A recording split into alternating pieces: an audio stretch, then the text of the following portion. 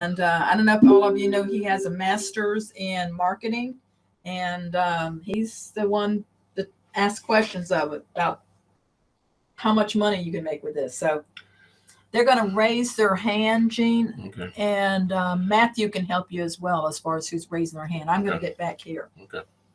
Anybody have any questions for me?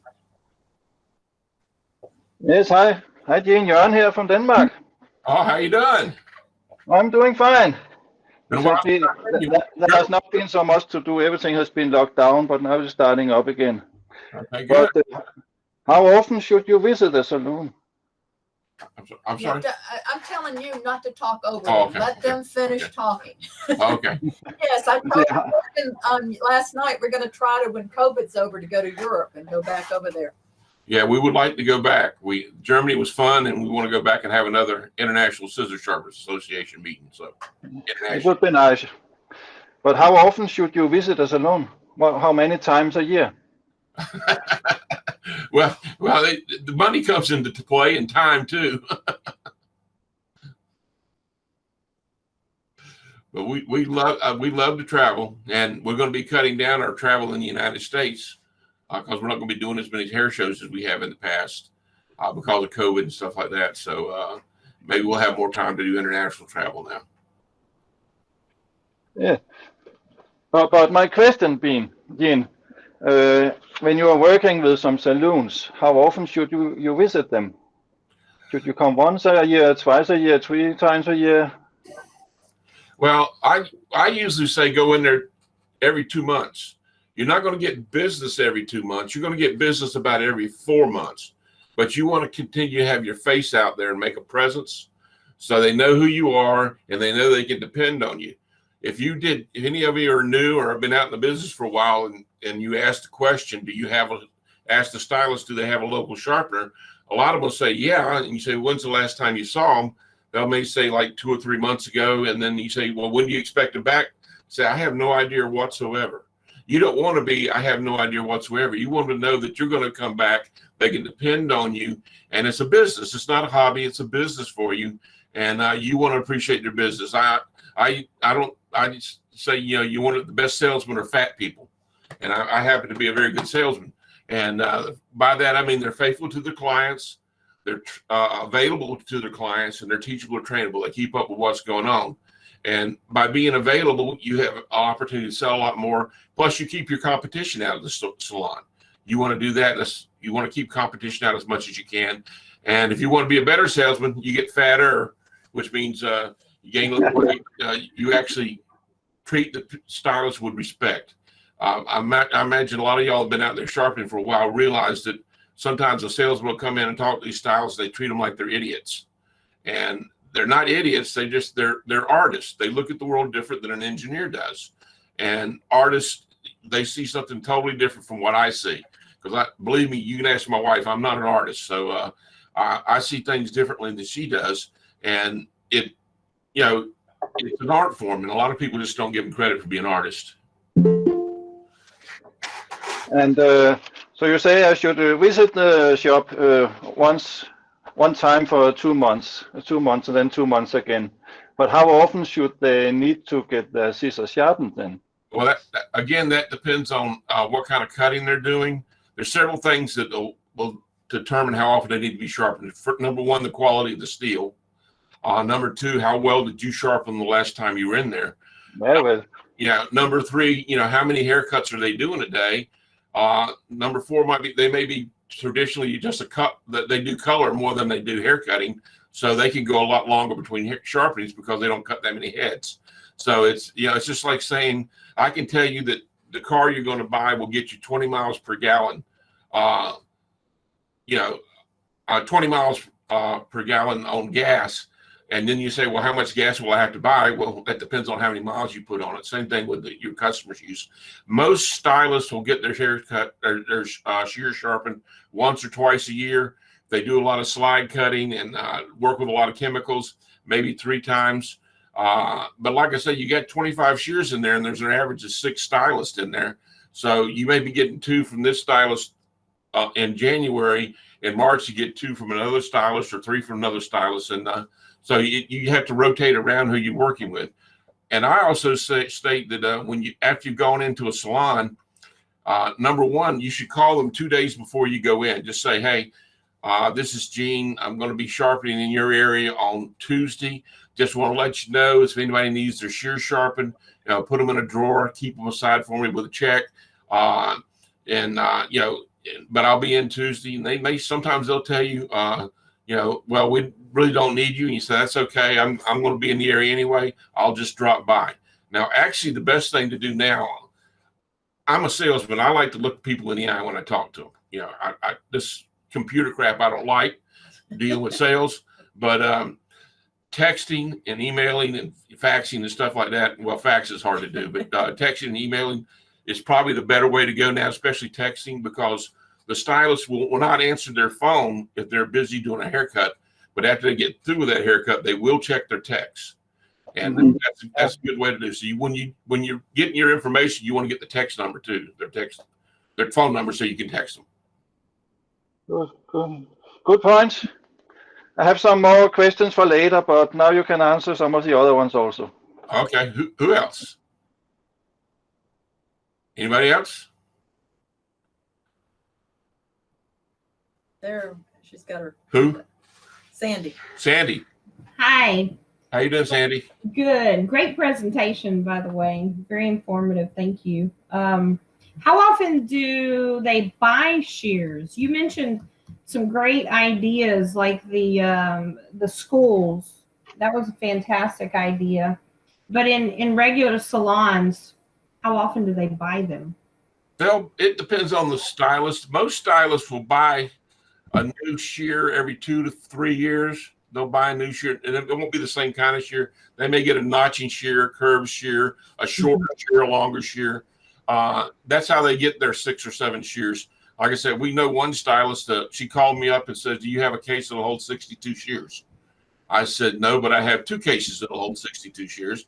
And we sent them both cases. And then when next hair show, she bought 2 more shears. So now she's got 2 shears with no place to put them. So, yeah, some stylists collect shears like crazy. You have been in the business for a while. A lot of times you say, you got anything that needs sharpening? They'll open a drawer and they'll have 15 or 20 shears in there and say, we'll check them and see which one needs sharpening. Those people you love because they throw their shears in there and they bang them up, they nick them and stuff like that, so that they're always having shears to sharpen. Just a word of warning: don't ever sharpen somebody's shears that don't need it. I mean, because sometimes, especially a salon owner, he may have just had his shears sharpened, and he will ask you, "Does these shears need sharpening?" And if you say yes, and he knows they're sharp, you're not going to get any business in that salon. Always be honest with your customers and do that. What they buy, like I say, I tell people, there's a company out there that's selling what we would call a $200 shear, and they're selling for $600 or $700. And we had a shear that we were selling for $400 that they were selling for $1,700. It was made in the same factory. The only difference was a screw, and it was a different color. Now, the metal mixture the metal mixture may have been different. I don't know, because there's no way I could tell from the picture. But I do know they had the shears made in that same factory. And what I tell people is, you don't want to. I mean, you'd like to get $2,000 right away, but I mean, I tell at hair shows, I say, well, I want to get. I don't want to get $1,000 from you right now. I want to get $2,000 from you over the next 10 years. So I want to sell you shears all along over the next 10 years and do you business that way. I won't repeat customers. And a lot of times when we go to hair shows, we'll have people come in and they'll go immediately to our booth and they'll bring in somebody along because they said, this is my friend, just got out of beauty school and she wanted some new shears. And I told her she had to buy from you because y'all take care of them. And part of that taking care of is our warranty, where we give a lifetime warranty against manufacturer's defects.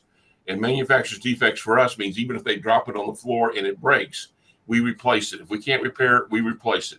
And that goes on, for forever, as long as they live or we live, whoever outlives who, You got 2 more hands up. Okay. Dave and Russ. Did that answer your question?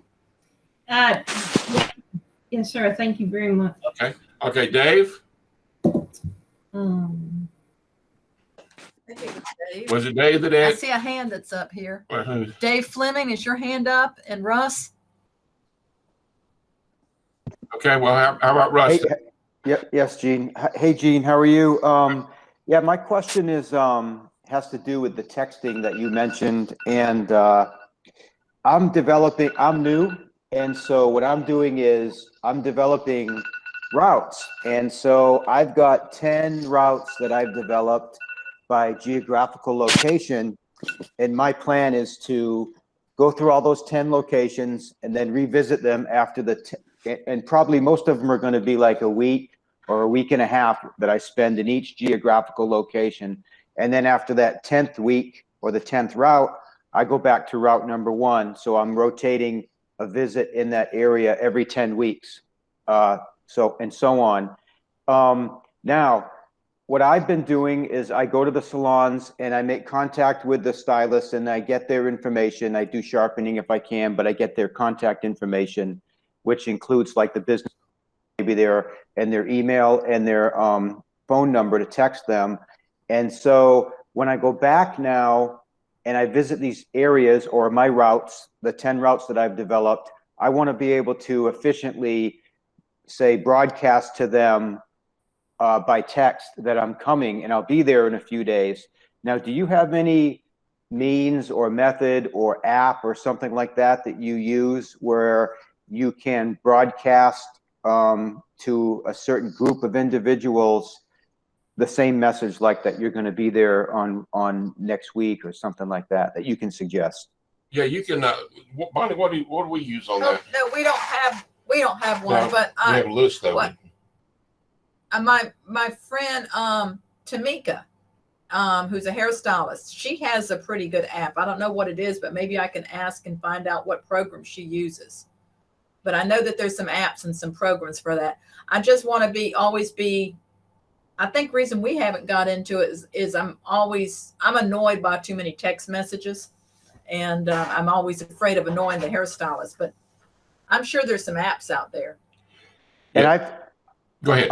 I've tried email, right? So email, I go into Gmail because I use Gmail for that, and I'll create a group, and I'll list all the emails in there, and I'll shoot an email out, hey, this is Russ, Suddenly Sharp. I'm coming out to your area next week. If you need any servicing, feel free to contact me and so on. But with email, you're not quite sure if they get the message. And I go to places where, I have some, but I forgot them at home today and that sort of thing. Or, and texting just seems to be a little bit more instantaneous, but, not so much that, if each person got one message and that was it. Yeah. If that's good that you do that. I like what's nice about email. You do have groups and you can't just press one button. It can go out because we have stylists from all over the country. And a lot of times we'll send out a message and Bonnie types out one message. She presses the button. It goes out, thousands of people. Well, so a lot of times it goes to the spam but box. a lot of times you're right, Russ. There's some apps for doing the text messaging. I'll see what I can find out and I'll send some links because I know hairstylists that use this extensively with their customers. Like, I have an opening at 3:00 today. Anybody need to come in? Plus, I've been on my business card. I put a number for a cell phone that's in my pocket, and I tell them this isn't the number that I'm going to publish anywhere for the public because, I don't want to be spammed by a bunch of whatever, if, spammers, if my number was on the internet or something. So, and I tell them it's on my business card so that if you call me, I'm going to respond to it because I know it's somebody important like you, and that's the phone in my pocket. And then I'll say, like, for example, if you want me to come back out, if you have several pairs that need to be done, or if people in the salon want to pool them together, and I'm not necessarily in your area that week, I'll make a special trip just for you because, I can't come out for just one. It's just not economically. It would be like if you had to go to everybody's house and do a cut and a blowout. But, if I could come and do several pairs, then I'll make a special trip just for you guys by appointment. And but the texting thing and the notice that I'm coming to that region for a group of people, there might be 50 different places. I'd like to be able to find an efficient way to send them all that notice like the week before. Yeah, you're right to group your people geographically so that even like I always say, I said like call 2 days before. You should always call 2 days after you've done business in the salon too, and check back or text them and just make sure everybody's satisfied with what happened. Because if you did something wrong, you want to make sure you get it corrected right away so they don't get on their social media and say, Gene came out and he did a lousy job. You want to get back, take care of the situation, and do that. And plus, if you check back with them, and they might say, well, can you come back by? Judy wasn't here when you came by Tuesday, and she needs her shears sharpened too. If you're in that same geographical area, it's not that big a deal to go back and pick up that 1 or 2 shears that she has for you to do. You don't want to drive 50 miles to pick up 1 or 2 shears, but if you can drive 5 miles and get a couple of shears, and it's a salon you've already went to, that's again showing you're being faithful to your client and coming back and taking care of their needs. Very good. Thank you, sir. Okay. Anybody else? Okay. Who's saying? That's Sandy. Sandy. Yes, sir. With the other gentleman's presentation about drop shipping, he mentioned on the different platforms, the minimum advertising price. If we're selling your shears, are we required to put the double amount on our own website as well? Well, we have what is called a cap amount. So we don't want you to advertise the shears cheaper than we do, and that's the reason for that is because we go to a hair show, and sometimes there'll be 5 or 6 people who have a particular brand of shears, and they start fighting over who's going to sell it for the lowest price. And then a shear that should normally sell for like $179, the hair show they had some people selling it for $139. And you walk into the salon and say, I got this shear, and they say, how much? You said, well, it's $179. They said, well, I had it at the hair show for $139. Now, that particular shear I'm talking about, when we buy it, it's not one of ours. We buy it, we have to pay $104 for it. So you can't make a living selling a shear for $139. You paid $104 for it. And only reason we do that is if a customer specifically asks for a shear, we'll try to get it for them, but we can buy it wholesale and send it to them, even though we won't make as much, of course, if we sell ours. Yes, Sandy, if you have a website, don't put your prices lower than what we've got them advertised on our website. However, when you go out to a salon, I have no control over what you sell them for. Okay. But that protects us all of us, not just us, but every one of you sharpeners. And if you ever see prices advertised on the internet or eBay or anything that's really low, let us know. In the past, we bought about a dozen shears that they had priced too low on eBay just to get them off of eBay at that price. Yeah, and where that comes into play is like a sharpener dies and his wife has these shears, and she'll put them on eBay, and she doesn't know what they cost or what they should sell for. Mm-hmm. She puts them on a cheap price, and then it kind of cheapens it. It makes you sound like you're trying to gouge them when you sell the thing. Yeah. So if we see that on eBay, we'll actually buy, even though they may cost us more on eBay than it would cost us to buy brand, new ones from the factory. We'll go ahead and buy them just to get them off, and then resell them. If they're new, we'll sell them for new, and if they've been used at all, we sell them for use. And when we sell used shears, we usually sell them for half what we would sell them for about the whole. That's what some of the stuff in the garage sale was. That's what some of the stuff. Don't ever dump. If you get out of the business and you've got a bunch of Bonica shears, don't dump them at a cheap price somewhere. Contact us. We'll, might not pay you what you paid for them back, but I mean, it probably more than what you dump them on eBay in a hurry or something. Yeah, we do that, and then we sell it at our garage sales. Yeah, sell the garage sales. Some of those garage sale deals were fantastic. I'm sitting over there listening to Bonnie say some of the prices, and I'm shaking my head. They're nuts. But again, Misty likes to clean everything out and everything. So her philosophy is if she has something in her closet she hadn't worn in a year, she gets rid of it. So in that case, half my clothes were good. So, but I think I missed out on box 3 and 4. I wanted to cry. There's still some stuff. There's still some stuff out there. Now that those protesty shears, That's a fantastic deal because they're brand new. They're Pro-Masty. Pro-Masty, yeah, Pro-Masty. I forgot what. I think some of them are still left. Those Yeah, there's some of those left, but mismarked. they're mismarked, and there's nothing wrong with them. They have the Benica name on them, but they have the wrong name on them. So they're under our warranty and everything like that. We treat them just like they were, a regular shear paid full price for. Now you're welcome to sell them at full price if you want to, but that's a perfect opportunity to say, hey, I've got some quality shears that were mismarked, and I can sell them to you for a good price, and that might get you into a salon or something like that. Or go to a school with them, sell them at the school. The teacher will appreciate you giving students a good price. And like I say, schools are fantastic. They can absolutely be a gold mine for you. Denmark's got a question. Denmark. Yeah, hi again. Yes. First, a comment for Nafit. There are some really good programs for computer where you can make it work together with your phone and make messages. So you can make it work that way. So you can type them instead of you have to put them in the phone from there. And then, Gene, the first salon I visited, the first question I got was, do you do clipper blades? And I did not. So what do I need to do clipper blades? How much will it cost? How much do I need to know? How difficult is it? Should I do it on site, or is it too difficult so I should take them home? So clipper blades, what can you tell me? Okay, clipper blades.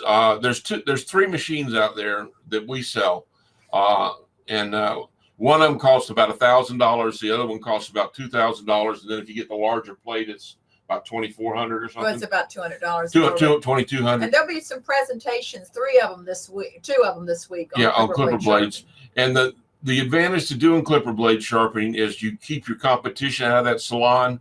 If you're going to do mainly hair salons, you won't have a whole lot of call for it. So I would get the smaller one.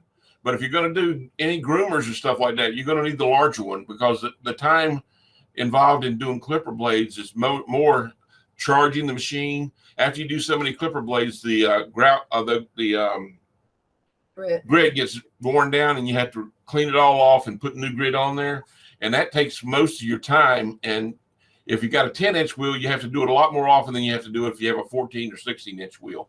So, but if you're only going to do beauty salons and barbershops, the 10-inch wheel is fine, because you're only going to get 2 or 3 clipper blades at a time in those places. If you go to a groomer, you may get 40, 50, 60 sometimes. So, and you don't want to spend all your day, recharging your machine. And it's a pain, it's dirty, and it's nasty, and it just takes a lot of time. So, you're not going to get any dog groomers to speak of unless you're doing clipper blades. Yeah, or if you do get them, the competition will probably eventually take your business, because they're doing both. Like I said, when we talked about the best way to make money was sharpening shears, selling shears, and then doing clipper blades. And one of the things you want to do for clipper blades is, if you're in a rural area, you need to do clipper blades so you can get all the business in the area. Or if you find out that your competition does clipper blades and you don't, you want to meet your competition. So again, it's, know your competition and what you're doing out there. It may not, clipper blades, it takes a while to get your return on your investment, especially if you're just doing salons and barbershops. If you're doing a lot of groomers, you can get your return on investment pretty fast. But it takes a while to get it back.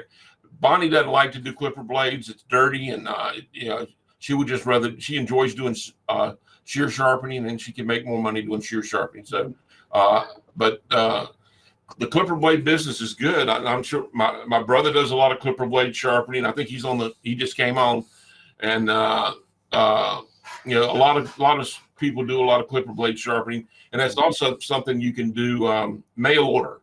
They're used to mailing their clipper blades someplace, so that makes it a little easier. But how difficult is it to do it? How much do you need to know to do it correctly? It's not that hard, I don't think. We could probably do it on an online class. It's a little tricky putting them together, and there's so many variables. Some of y'all do a lot more clipper blades than I do. Anybody here want to speak to that? How hard is it to learn? Yeah, go ahead, Jim. Jim. Go ahead. Jim, we can't hear you. Turn your mic on. Wait a minute. Turn your mic on, Jim. Got to turn your mic on, Jim. We can't hear you. Yes, okay. There you go. Now, can you hear me? Yeah. Okay. We're doing about 1,500 to 2,000 blades a month right now. We do a lot of clipper blades. And most of that, I mean, I've got some here now. Jim, can you hand me those? Hold on just a second. I'll show you something. Right now, it's Sunday, so I got to mail them back tomorrow. Just so you know what I'm talking about. They have to be packaged up good. But, that one and that one. We got these two boxes in. We got finished. We've got to mail tomorrow. And so, I mean, I had them here in the living room with me. But we're doing, like I say, about 1,500 to 2,000 blades a month. Wow. And it's mostly on site, but we do also some mail order work. But we're probably, most of our, I'd say 90% of our work is done on site. And there's two of us, me and a friend of mine work together. And I do mostly all the shears, and I help him tear them down, put them together. I do have some that I do the blades for myself, but I found out that I'll do maybe 15, 20 shears a day, and he does all those blades. And then when I get the shears done, which don't take long, I get in there and help him tear them down, clean them, put them together while he's sharpening them. And we do have, we actually got a few backup machines. He's got 3 of the Nebraska blades, large machines. Mm-hmm. And, but there's a lot of blades out there to be done, but the big thing is you've got to make sure that you keep your wheel resurfaced on a regular basis. Yeah, that's the main problem people have is they get too cheap and don't resurface their wheel. Jason's got a new thing, so he's going to be talking about that this week. Yeah, Jason will be talking about that later, and that's the main thing. That's again a situation where I talk about calling back the customer. If you call back a customer and he says, "Well, yeah, you did my clipper blades, but half of them aren't working," that probably tells you something's wrong with your wheel, and you need to exactly. We have about probably 12 or 13, something like that, wheels, and you know, we got a few new ones that's never been opened. How much tooling do you need except the machine itself? Well, it depends on the machine you want. Now, personally, I use, I got a couple of older machines, but the one I use the most is a little small machine, because when I do it, I mostly do either the smaller groomers or the barbers or beauticians, because my thing is I love shears. I like body on that. I love the shears. If we get a big, large customer, which we've got a lot of them, then me and my business partner go out together and take care of the large orders. And sometimes we go out in 2 vans, and when we're finished with the large order, he'll head back home, and I'll take off to my salons and do them for the rest of the day. But do you do them on site like you can do with a Imac, or do you need to bring them home and make them? 90% I do on site. 90%. You have a car you go around with? I got a van. I mean, you wouldn't do real good out of a car. Yeah, on clipper blades, you have to have a van set up with. On our big orders, we got a 10,000 watt generator. We have mounted on the back of the van, and you know, and then we have the big operation. We have a lot. That's one of the things too about clipper blades. If you're going to do clipper blades on site, then you're going to have to invest in a van. You're going to have to invest in a generator and different things like that, which adds to your expense. Now, if you're going to do just stylists and barbershops, you can use the smaller one. You can physically take that inside because it only weighs about 30 pounds, but it's messy. So it's not really advisable to take that inside either. And it's noisy too. It's noisy.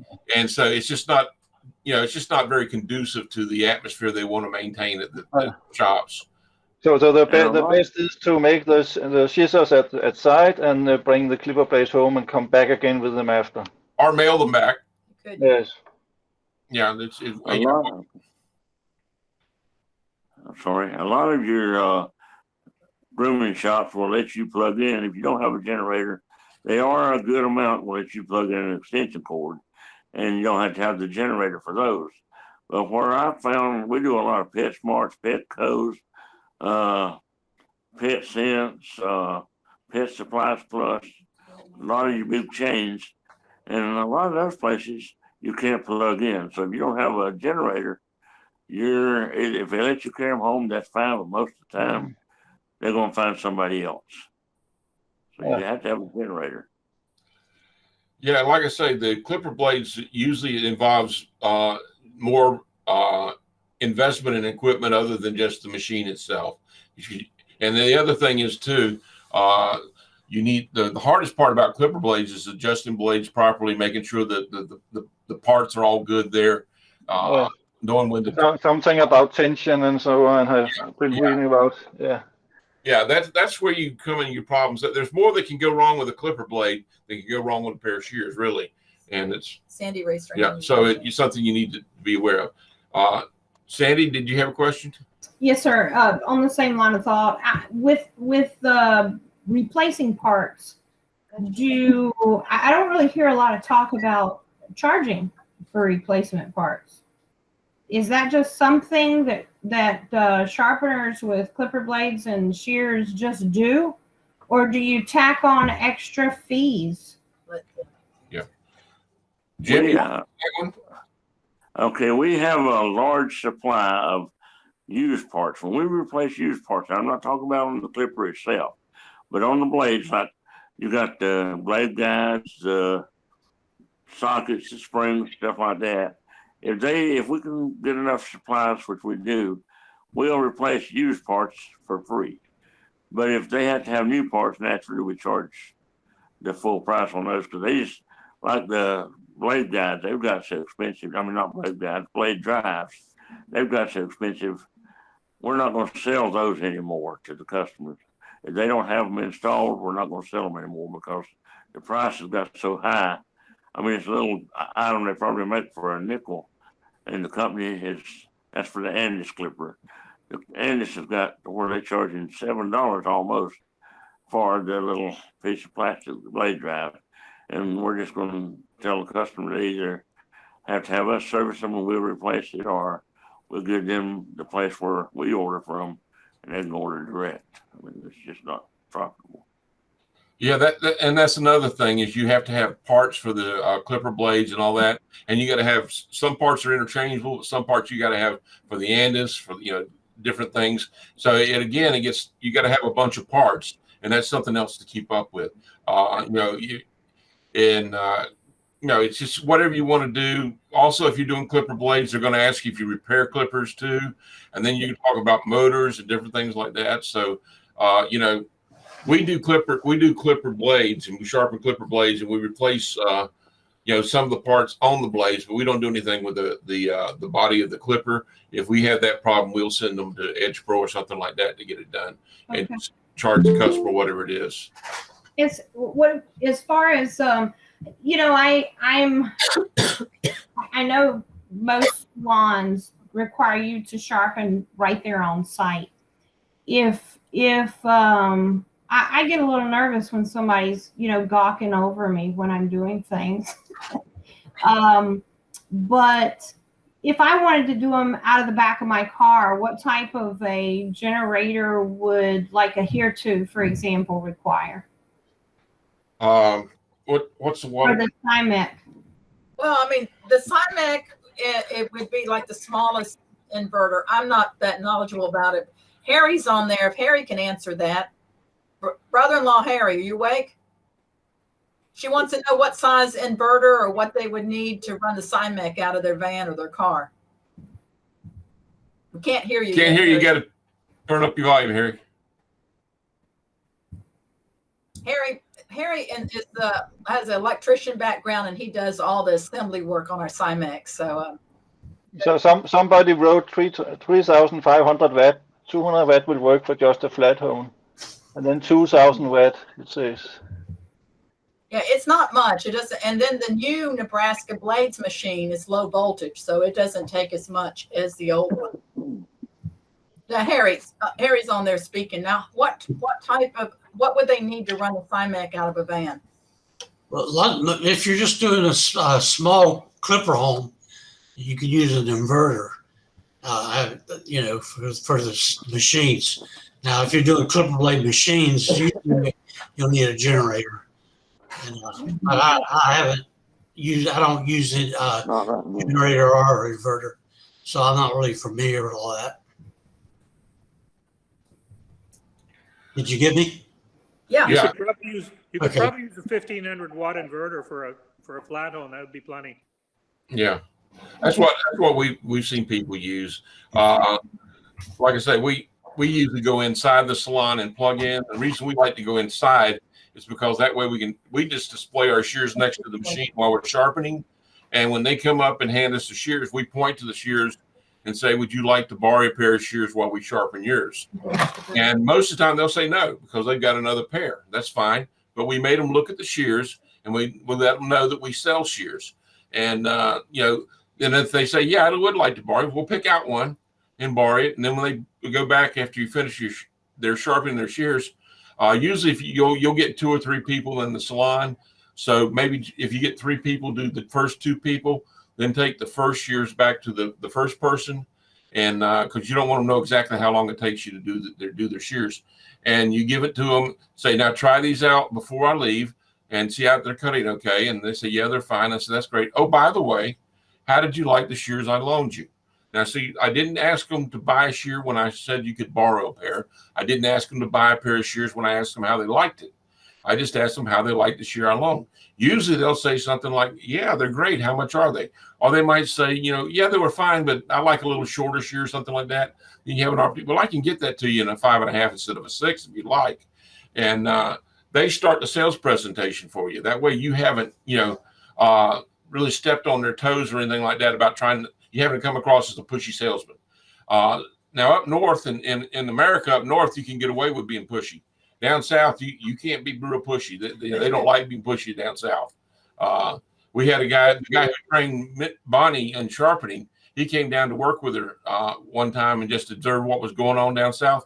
And she had to tell him, you got to have to wait in the car until I get set up, and then you can come in. Because he'd go in there, and that salon all of a sudden belonged to him. He took it over, and you said, you don't do that down south. You have to be a good old boy, like I say, and, take it easy and, treat them with respect and stuff like that. And sometimes, don't mean to sound regional, but a lot of times Northeasterners are more combative and confrontive than us Southern people are. Assertive. Assertive. Yeah, they're more assertive than we Southern people are. So that's totally true. Yeah, and it's you just don't go in and tell somebody. I used to work for a Fortune 500 company, and I would go into places and do work on their displays and stuff like that. And if they were busy up front, a lot of customers, I just go back there and start work. And every once in a while, I get some guy who says, you don't come in my store and start working on the displays until you come by and talk to me. I said, well, you were busy. I didn't want to disturb you. He said, I don't care. And I said, fine. I said, I can leave. And I'll get up and leave. And I said, oh, by the way, what's your name?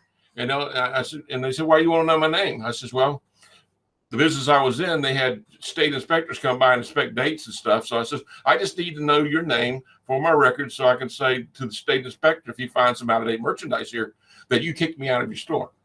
And then usually I get back in. But, but I do it in a nice way, and I said, I just need the information so I have it for the state inspector to cover my butt, And, but down south is different than up north and out the West Coast. So and I don't know about Denmark. How are they? Yeah, I don't know about Denmark. I would say that if people are interested in what I'm doing and trying to see what I'm doing, it's not a bad thing. It's a situation where you have a chance to educate them, tell them what you're doing and why you are doing it, and that way they also will know that you know what you're doing. Yeah, that's.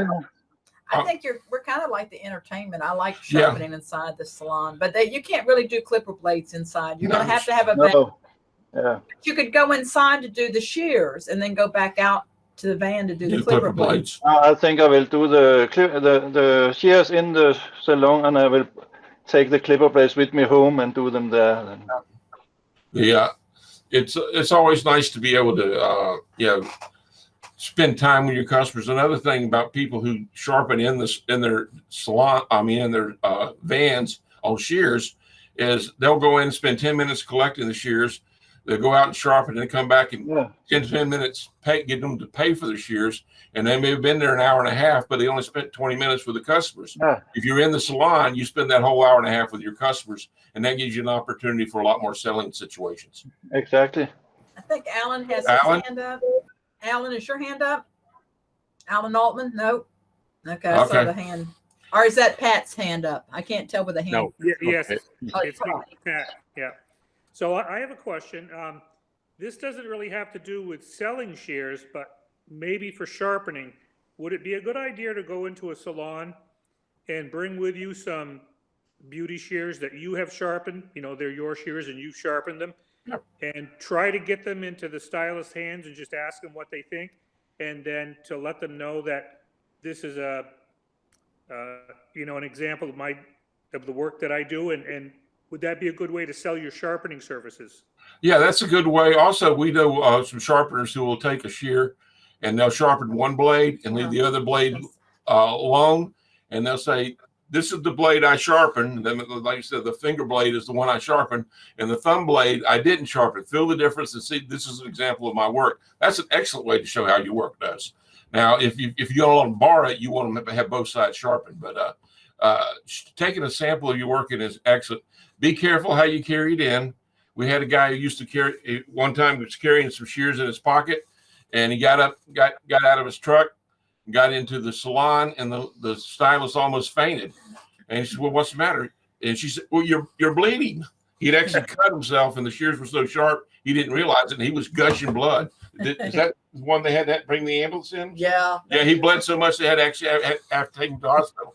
So you want to be careful, And what's funny is we have 1,001 stories, so probably 1,000,000. But you're probably you're more likely to cut yourself demonstrating the shears than you are sharpening the shears, because you're aware of where the edge is when you're sharpening. And when you're playing with the shears and demonstrating them, sometimes you're not quite as safe, as cognizant, as aware of where you are and what you're doing. Okay, thank you, Gene. Okay, any other questions? Yeah, Jim Turner. Well, one thing I've got is not a question exactly, but as far as if somebody wants to see my work, I've got a longer blade, one blade from a shear that I took, and part of the blade is convex and razor honed. Another part is beveled and just basic sharpening. Then another part of that same blade has got corrugation on it. And I can show them on the same blade what the difference is on each type of sharpening and which type of sharpening they want for their shear. Yeah, that one comes in where you ask. One of the things you do is when you're going to sharpen, you want to have a consultation, just like they have with their clients on what the haircut is. You want to say, well, what kind of cutting do you do? Do you slide cut? Do you cut wet? Do you cut dry? Do you cut, do a lot of color and stuff like that? Ask those questions, and that will determine, they may not need a 45-degree angle on their convex edge shear. They may want a 40-degree angle. That way the edge will last longer, and they'll be happier with your sharpening.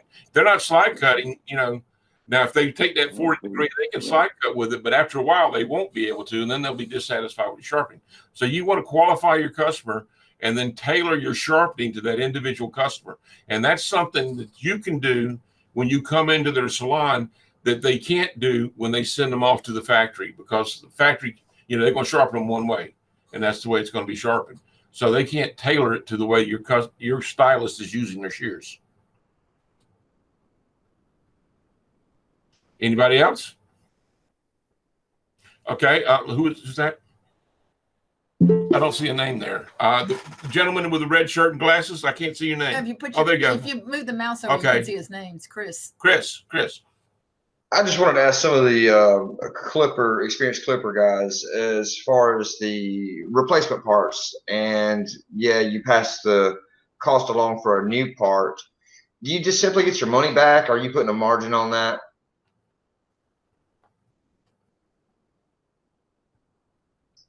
Jim, go ahead. I can answer that.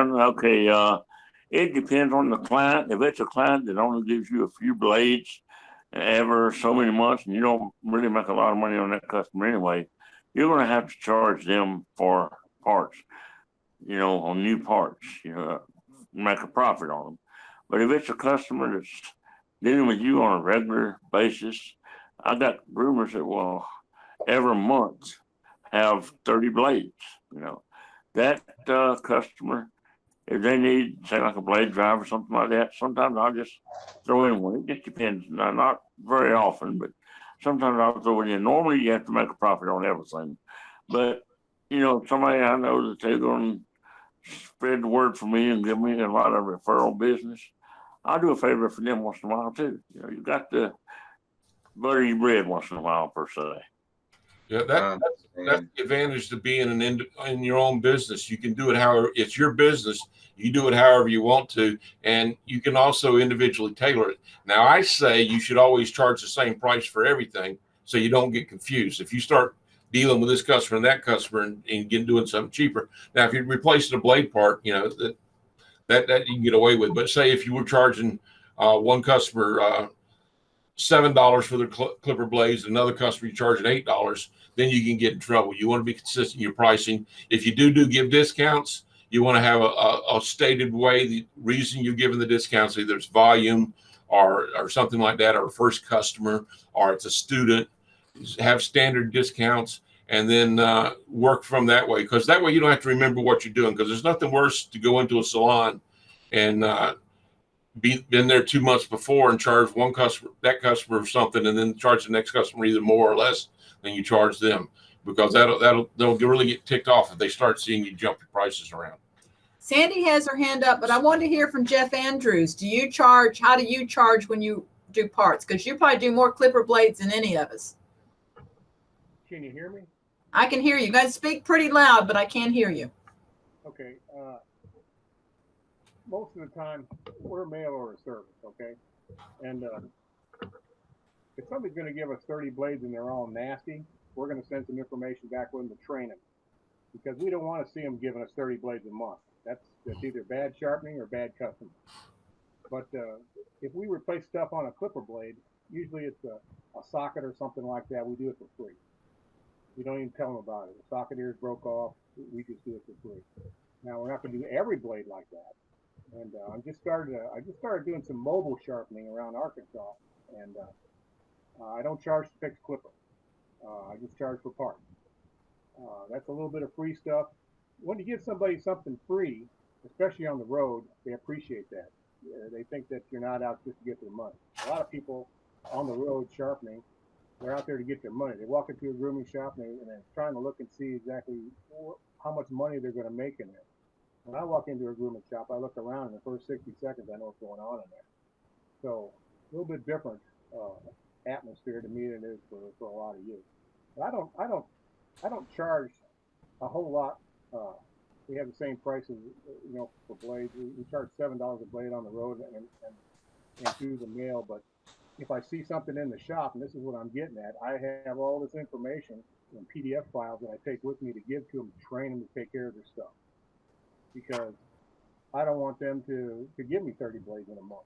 I want to see that customer every 2 or 3 months, not every month. And when you can show them that, and you show them that you're on their side, you're not just there for the money. That's a customer for life. And especially, I can find out things wrong what they're doing just by looking at their shears. They get 4 shears from Amazon for $29. Now, what are you going to do with those?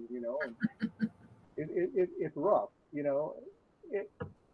All it takes is one groomer on Facebook to say, look, I got these great shears. They're called a Purple Dragon, and I don't know where they came from, but they're just great shears, and you get them, and they're dulled out in 2 weeks.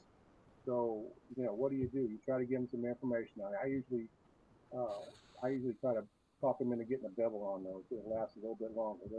Those shears are soft as butter. And when you're dealing with dog hair's got 30 times the silica as human hair, and as you go down the dog hair on the feet, you got 50 times. So these convex shears, they just don't work well around these cheap shears. Just don't work around dogs very well. But training is what you try to do. And if you can go in and train them to take care of their own stuff, which they don't have in grooming school, they don't have that anymore. They train them how to work a dog over, but they don't train them even how to change their own blade job, how to oil a blade, stuff like this. But that's what we try to do. That's what I try to do. When I'm on the road, most of you are on the road. We're a mail order service. We get everything in through the mail. I just started doing a mobile route because some of the sharpeners in Arkansas, they're passing through. There's a lot of people passing through because we got I-40. It just goes right through town. A lot of people get off, say, hey, I'm a sharpener. Here's my card. Here, I can do anything. Even had one guy told a groomer that if you let me sharpen your stuff, you'll be able to cut your grooming time in half. He told me that, and I couldn't help but bust out laughing. That isn't how you save time in a grooming job. But did I answer your question at all? Yeah, yeah, that was good. Sandy, you had your hand up. Yes, ma'am. I'm just having a real hard time, with competing.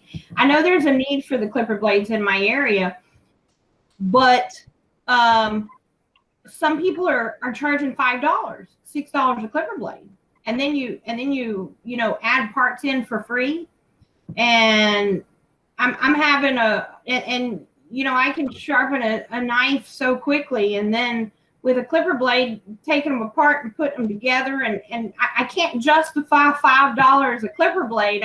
How do I compete with that? I'm having a hard time with it. Again, that's education. You explain to them how you're doing a more thorough job of why, sometimes, you can say, like if you're dealing with dog groomers, you can say, you can take your dog to one place and they may charge you $40 for their services. You take them to another place, they charge $80 for their services. They're doing the same thing. What's the difference between the $40 and the $80 person? Well, it should be experience and quality of service. But it's not always that. Sometimes the $80 is worse than the $40. So you just have to be aware of that and do the best you can. And I don't know how your area is, but you might want to spend less time. You're doing. I assume you're doing beauty shops too, right? No, she's just knives. knives. You just knives. Just knives and clippers. Okay. No, I do a lot of other things. I do like wood turning tools and. Okay. Yeah, you're all-purpose sharpener. But see, that brings up another thing. I do a lot of work with residential communities. Mm-hmm.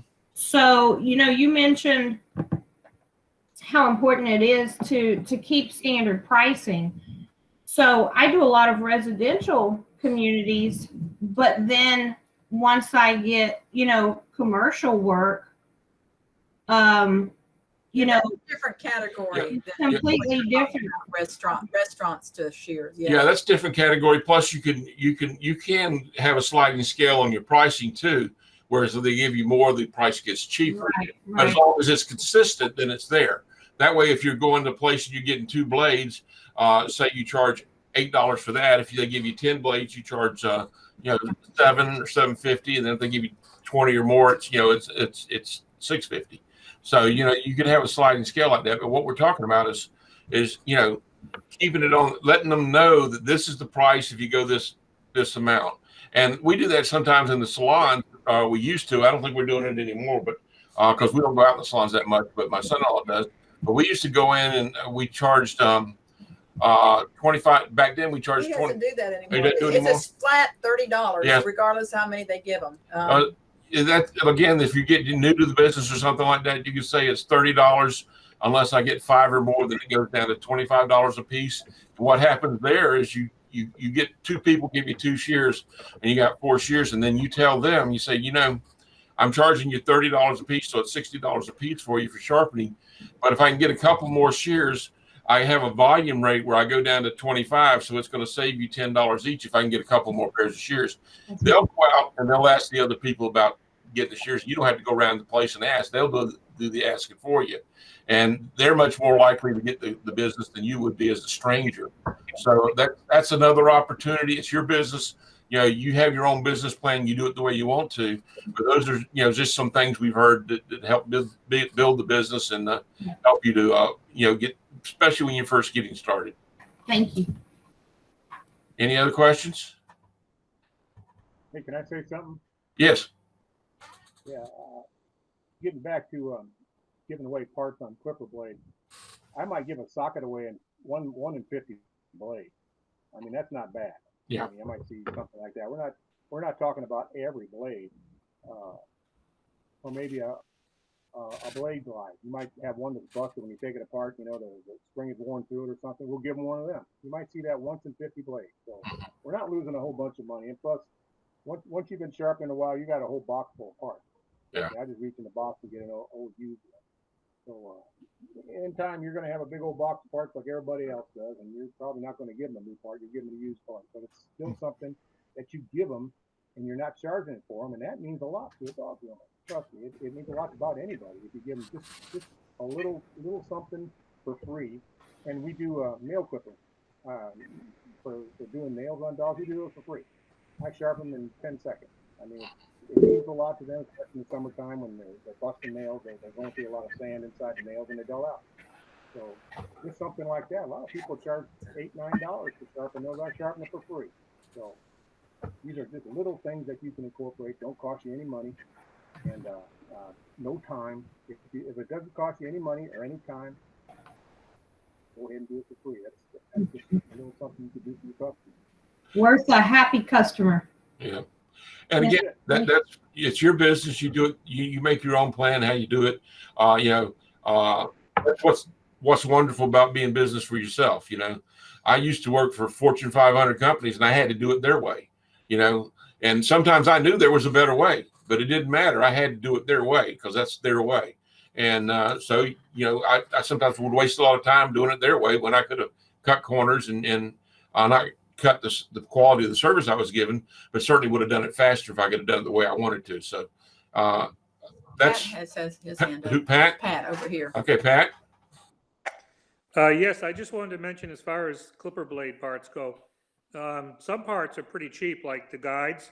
You know, they might be 14 cents, and so I'll go ahead and I'll just give those to them. I won't charge them for that, but I'll tell them that I'm giving those. I'll just replace those for free. And that goes a long way. You know, I make sure I tell them, I'm not telling them how much I paid for them, but, you know, that goes a long way to build trust and everything. And so, you know, they'll put a good word in and possibly give you a referral. But usually if the parts are less than $1, I don't even worry about it, really. Yeah, if you're doing something for your customer, you want to tell them. You want to toot your own horn in that case. You know, Right. You need to tell them, you know, the blade drive was worn, and I replaced it for you, no charge for that. And you know, you want to get credit for doing that. And again, you want to inform them if you've done any repair work at all on their clipper blades or stuff, something just to cover your butt, you know. But yeah, if you do something good for somebody or something free, they're not going to know it unless you tell them. And you know, it's not out of line to say, hey, your blade dry was worn and I replaced it for you, and there's no charge for that. That to me, that's just informing your customer about what's going on with their clipper blade. So yeah, I've even had a few times where I did a shear and it really needed some set work because the tips weren't cutting very well. And I told them what I was going to do and got permission to bend them. And they came out pretty well and they were very happy. And I didn't charge them anything, but they gave me a tip, you know, so it all worked out anyway. You know? Yeah, we don't charge for doing that either. We try not to do it if we can avoid it, simply because you do take the chance of breaking something. And Right. But we don't charge for doing that. And I know some people do that. I know some of the places where they mail order the sharpening, they'll say, well, it's $25, but then if we have to do any set work or anything, there's another $10 added to that per blade sometimes. So, you know, $25 sharpening can become astronomical. And then some companies say if you buy a pair of shears from us, you get free lifetime sharpening. But then when you actually send it in, there's a $25 shipping and handling fee. And then if they have to do any additional work, they charge you extra for that. So your free sharpening becomes $35, $40, something like that. So, you know, I'd say it's best not to play games with people like that. Be honest about what you're going to charge them and, you know, and do a good job for them. And they appreciate that. And sometimes when we're doing hair shows or something like that, well, somebody says, well, you told me I could get free sharpening. I said, no, ma'am, you got that from some of the shops down the other shops, because we don't do that for free. Just like you don't do haircuts for free, you know, we don't do sharpening for free. You know, you could use the example, if you sell somebody a toupee, you wouldn't come in and let, you know, fix that toupee, you know, wash it and cut it and shape it and shampoo it for free every time they walked in. So you know, if you're consistent, you can say, no, I didn't say that. If you make deals here and there, then it's kind of hard to remember whether or not you told that person you were actually going to do that or not. So you want to be consistent in what you tell your people and have company policies and stand behind those. Got another question. There, Denmark. Yes. You jump around the screen. I can't find you. There was a written question 10 minutes ago who were asking if you, just like you have a walk away video on Shears, do you have any walk away video on clipper blades? Oh yeah. I might let one of the clipper sharper people do more clipper blades than I do, but yeah, there's a lot of walk away clipper blades. Yeah. Yes, Jim. Do you have any video with them? The one thing on that, YouTube or something. is you see people review a lot of wore out blades. The wore out blades, once I see a blade wore out, we'll tag that one and show the customer this blade can't be sharpened anymore. Save your parts for that blade, but that blade cannot be sharpened anymore. Can we show you a new blade? We can replace it for you. Or, you know, maybe we can find you a used part to replace for that blade. But they are blades that once the rails are gone, the blade's done. I mean, you don't sharpen a blade after the rails are down too far. And on another thing on that same thing is, you know, a lot of people try to say, well, I've been using that's my favorite blade. You can have anything that's your favorite tool, but once it's wore out, it's wore out, and you got to let the customer know that.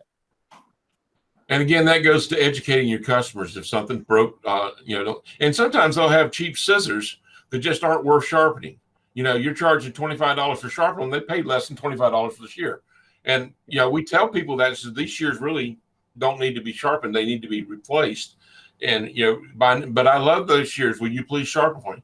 If they insist that we sharpen for them, we'll do it. But we tell them up front, says, look, I wouldn't have these sharpened. I would replace them. And, you know, now, of course, the shears I would have to replace them would be, you know, much more expensive shears. But if they bought, you know, some of these Pakistani places, you know, they sell them 2 for $25 at the hair shows, stuff like that, you know, and it's just, and you don't really want to sharpen that stuff anyway, because it's a pain in the butt to sharpen and it doesn't stay sharp very long and people get up. It doesn't reflect well on what you can do to a pair of shears if you're sharpening a piece of junk. So you just be aware of that. Did somebody come in? I couldn't find what I was looking for, but this would be like one example. Can you see it has a broken tooth on it? That would be a ceramic one. You wouldn't sharpen that. And then also the rails get, of course, not on this, but they get worn down. A lot of times when I don't, as I said, that's not my expertise. It's clipper blade sharpening, but I'm doing more and more of it. I'll put a little red nail polish X on the blade if I feel like that's the last sharpening it's going to take. So I tell them if it needs it again, that's, you know, toss it and get you a new one. Sandy? Do you all also sell, have clipper blade sets to sell? I just have the trimmers because those are the ones that usually have broken teeth. The sets, I don't sell them. I mean, it's not that much money in them. Yeah, you don't have near the profit in clipper blades as you do in the scissors and stuff like that. And, you know, we got money tied up in inventory here. If we're going to tie it up in inventory, we're going to tie it up in inventory we can make more money on. Yeah. Pat has a hand up. Yeah, Pat. Hi, Sandy. I was just going to mention, you asked about having clipper blades for sale. I always tend to have like a couple of clipper blades of each size that I sharpen. Not necessarily to sell, but if I ever break something or damage it, I can replace it, and I have it on hand to do that. So I like to have anything I sharpen, I like to have at least one on hand to replace it. That's why. Yeah. Thank you. Jeff has raised his hand. Jeff? Yeah, Sandy, I work out of a trailer, and I carry a couple shears, just a couple, like some beveled handles or something like that, but I carry a full line of blades because they know that I have them. And rather than buy them off Amazon, that's a good selling point too. If they know that you have the stuff that they need. Groomers, they're dropping blades, breaking teeth. I mean, groomers are hell on equipment. I know I'm a groomer. So, and I dropped one. I dropped a 40 blade the other day, and something I've never done. Maybe I'm getting old, but I dropped it on the floor and broke half the teeth off of it, and I gave her a brand new 40 blade. So she said, "This ain't my blade." I said, "It is now." You know, she was very happy. She said, "You're not going to charge me for this?" I said, "No." She said, "Well, that was an old blade." I said, "I don't care. I dropped it. You know, it's my fault." Being honest with people is a great thing, and they appreciate that more than anything. Especially, Dennis brought this up the other day. If there's a shear that you can't sharpen or if it's iffy, don't sharpen it. You know, don't try, because you're the last person with it. They're going to blame you for it. That don't work. If I talk to them, I say, "Look, I'll sharpen this thing, but it ain't going to be working. It's not going to be working like it should, or I have to take the tips back, something like that." Or here's a biggie. If I got a blade, they give me a blade where the rail's gone on one side. I know I can probably get a couple dogs out of that blade before it heats up and it won't cut anymore. I'll do it for free. I engraved last time on it someplace, and just doing that, I got the blade apart anyway. Why not just sharpen it, put it back together, give it to them? I mean, you might do that once in a while, once in a great while, but that shows you're honest with it. And honesty is a great thing, because a lot of people going up and down the street are scamming them. And if you can get a rapport with your customer on honesty, even if they don't have a lot to sharpen, that's a big thing right there. You're in the door. It keeps you in the door. And when they need something, they're going to call you. They're not going to call Amazon. And good God, Amazon's got so much crap on there. You know, that's where groomers are going now. 4 shoes for $29, you know, and then they say, "How come a quick sharp? It only lasted 2 weeks." Well, you know, I pray when I actually jump for joy when I get a Kenshi in the mail. You know, I don't see that stuff anymore. You know, or a Sensei. You know, I don't see that stuff anymore. Grooming is changing from being the most aggressive form of hair care in the world to being the easiest. And I was seen the other day where they got a machine you could throw a dog in, put $8 in there, and the dog comes out and he's clean. I said, "Good God!" I seen that in the pet store, and I said, "I hope they don't make that affordable. These groomers will be having that in there now. You just bring your dog in, throw him in there, put $8 in the machine, and catch him when he comes out." So, but I just want to stress honesty and doing a little bit of things like that, you know, with their favorite shoes. Even if it doesn't work very long, at least you're honest about it, and you didn't charge it for it. And that goes a long way. It keeps you in the door. Yes, sir. I agree. Thank you very much. Anybody else? Yeah, that's Jeff? Groomington's Dog Spa. Who is that? I see. Hey, Bonnie. It's Terry Jones. I want to bring a little bit of a different perspective, because before I was a sharpener, I was a dog groomer. When I decided to open a business, I went to business school. I got my degree in business. And you want to set your prices by your break-even point. And that means that you take the salary that you want to make, all of your expenses, and then you price accordingly. From a grooming perspective, I don't want to be the cheapest groomer. I want to be the best groomer. I don't want to be the cheapest sharpener. I want to be the best sharpener. So I set my prices to reflect my education that I got from you, Bonnie, and the equipment that I use, which is yours. And same way with grooming. I put out a good product. With my sharpening, I put out a good product, and my prices need to reflect that. I don't do discounts unless someone wants to send something to me. Then I'll give them the discount, because I don't have to waste my gas to go to them.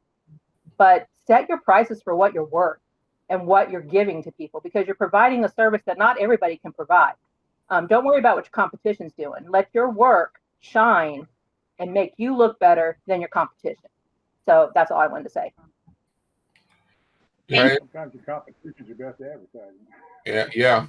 It's very good. Well, we had the guy we talked about in the thing that said he was Santa Claus, and he had a sample where a new guy came into his place sharpening, and he was undercutting his prices.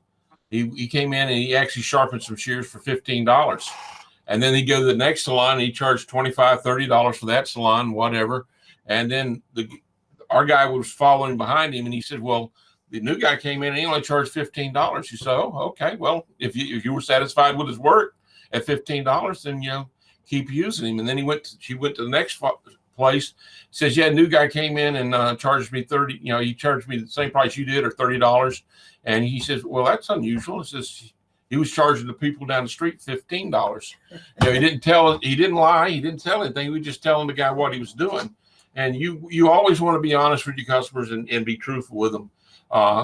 It's easy to remember the truth, and it's hard to remember a lie. So just be aware of that. Jim's got his hand up, and then Jeff. So Jim. Which Jim? Jim O'Donnell. Jim O'Donnell. Do you have your hand up, or are you just thoughtfully thinking? Yeah, I did. No, I and you might have addressed this too. I came in a little bit later. I'm sorry in your presentation, Gene. They're always great. So I was wanting to get in as quick as I could after I got done with that meeting I just did. But did you go over pricing for? I would consider myself a suburban sharpener. Suburban, maybe country, light country sharpener. Not a city sharpener. Have you found, dealing with all the students that you've dealt with over the years, Bonnie and Gene, is there a certain price point for suburban sharpeners? Is there a certain price point for city sharpeners? That's kind of standard throughout the United States. Yeah, we pretty much do, check the area and do the same price. Now, one of the discounts we give is to students. While they're in beauty school, we only charge them. Talking about the price of sharpening, Oh, right? yeah, I'm talking about price of sharpening. but student sharpening. Yeah, Okay, student never mind. sharpening. Price of sharpening, and I apologize too for this. I meant this specifically for beauty shears, hologram beauty shears that are convex. Yeah, we do. Like I said, we do have some discounts. We charge the stylist in the schools or the students only $15 for sharpening, simply because they're not making any money, and we want to get their business early and go from there. But basically, what you just need to do is check and see what your competition is charging and what kind of work they're doing. If they're charging $20 and doing a crappy job, you can charge 25 or 30. If they're charging $20 and doing an excellent job, then you might have trouble. You can still charge 25. You could probably still make a living even in that case. But in general, it's more region of the country than it is rural versus metro or urban. The South is, you can't get as much as you can up in the Northeastern California. Texas is going to be about the same as Georgia area. The middle states, if there are real rural, a lot of times that's where you're doing not only the hairdressing shears, you're also having to do clipper blades and all that, because you don't have as many customers there, so you have to get all the sharpening in the area you can, and you might do knives and things like that. So we find more it's regional than urban versus rural. You may find it different in South Carolina, but that's just what we found when we talk to people. And when we go to hair shows, we talk to a lot of people, and we find out what they're paying in different areas, and it's usually a region like the Northeast and California are the most expensive places for sharpening. Chicago, you can get more. But if you're out in South Dakota, North Dakota, you may be $25, $20 there. It just depends.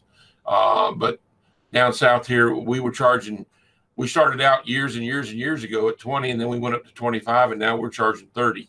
So we stay plenty busy. Jay stays swamped, like I say, we do enough we're not designed to do walk-in business at our place, but we get enough walk-in business to pay for the cost of renting our offices and the electricity. The walk-in business pays our expenses for having an office here.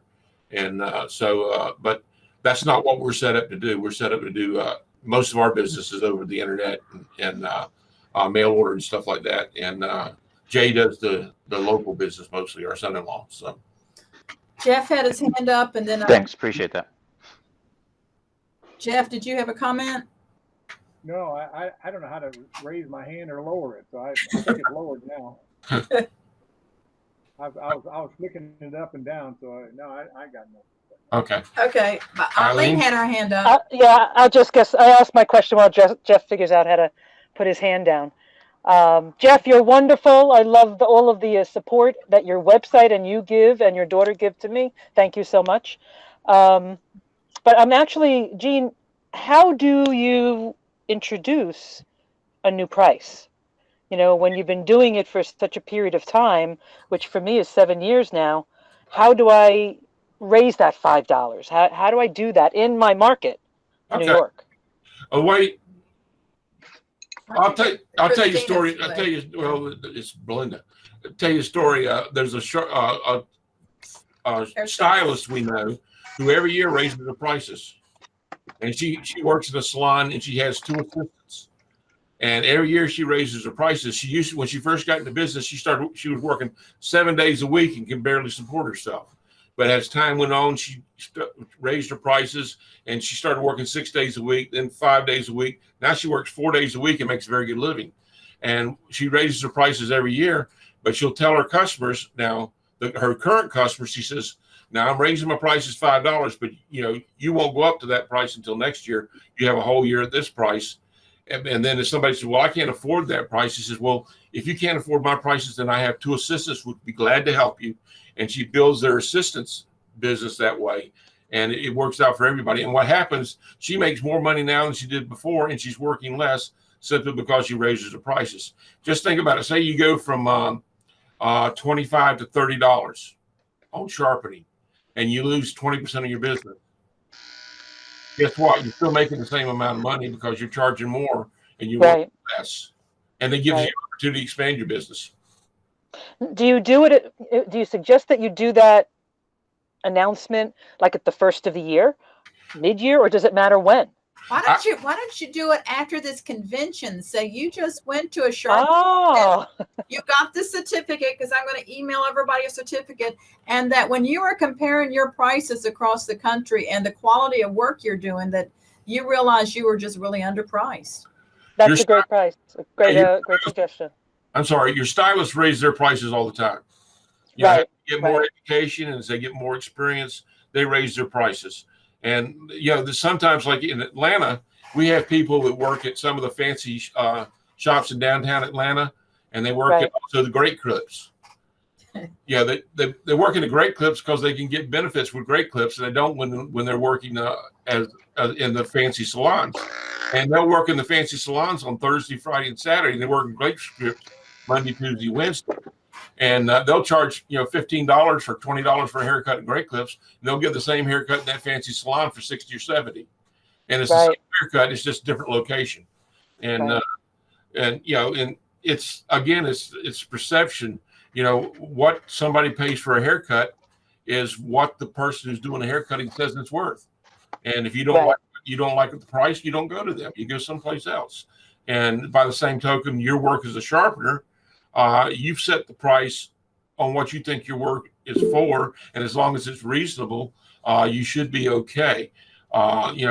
It's always easier to go down in price than it is to go up. So if you're wrong, you judge the market wrong, you can always go back down. Go back down, right? You hate to do that. Okay. But another thing is when you get older and you get towards retirement age, and you want to cut back on some of the time you're spending instead of working 40 hours a week, you want to work 25 hours a week, raise your price, lose some of your customers. Still make the same amount of money, you won't work as much time. I mean, right, absolutely. And Jim O'Donnell. Thank you. Yeah, and that's a good point, Gene. And Eileen, I'm not sure what you're charging as far as pricing is concerned, but just know that if you do raise your prices, there is going to be a certain percentage of customers that'll probably fall off. I had a gentleman that purchased a machine a number of years ago, didn't come in for any training, didn't do anything like that, and called me up after working for, I don't know, maybe it was a couple months, said he wasn't making enough money. And I finally, I asked him, I started from the, is it taking too long, went through the sharpening steps, different things like that, and finally got around to asking, well, how much you're charging. And the price was $10 to sharpen stylish shears, $10. And I said, well, that's what your problem is. And he said, well, what should I do in order to be able to make more money? I said, well, just raise your price. He said, what should I charge? I said, charge 20 if you're charging 10 now. He said, well, you crazy? If I charge 20, I'll lose half my customers. Same amount of money. It just happened.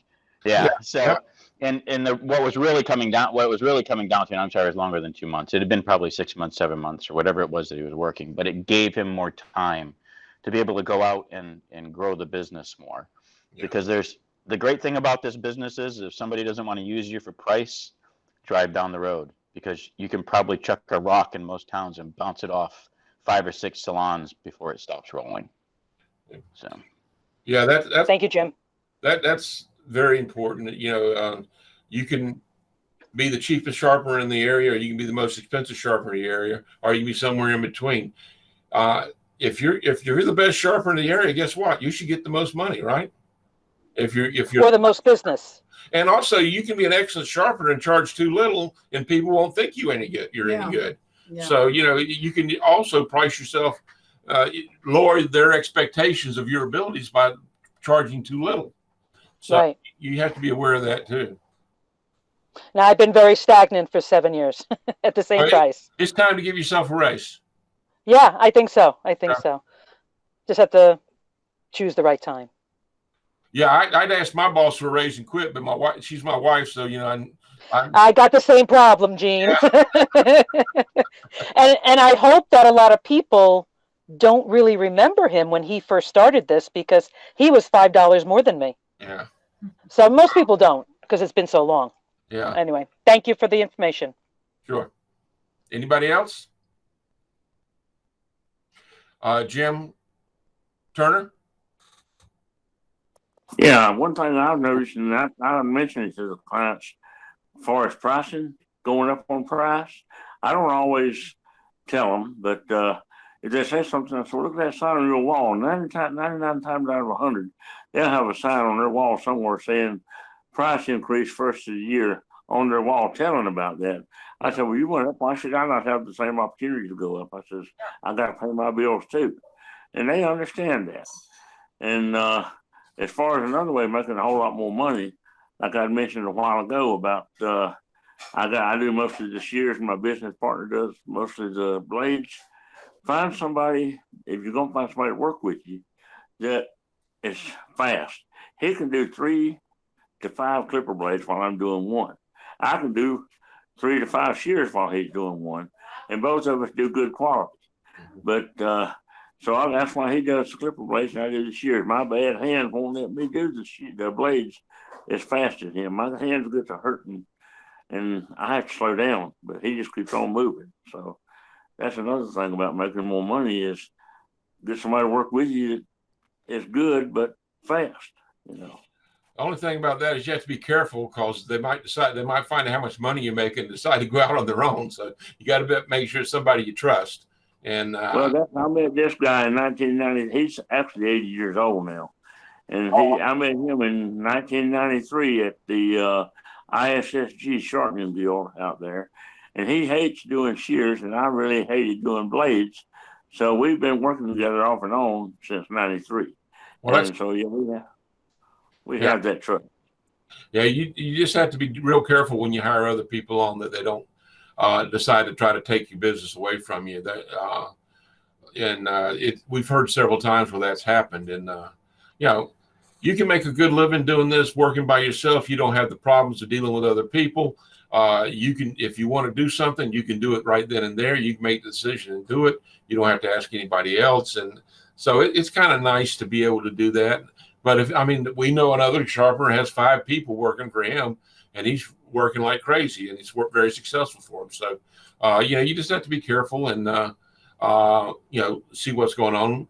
And, it's your business. Do it how you want to. And, if it's successful for you, then that's great. And you're making the money you want to make, that's fine.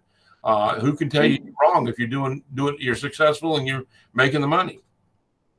In my case, I couldn't turn out all the work we're doing right now by myself. Oh yeah, I have to have help. That's the whole problem. My hands are very bad, and but as what you just said, I had a very good. Well, I got a bunch, but just one of them thinking about it in Charlotte, North Carolina, years ago. There's one barbershop. He would give me 10, 15 shears at a time.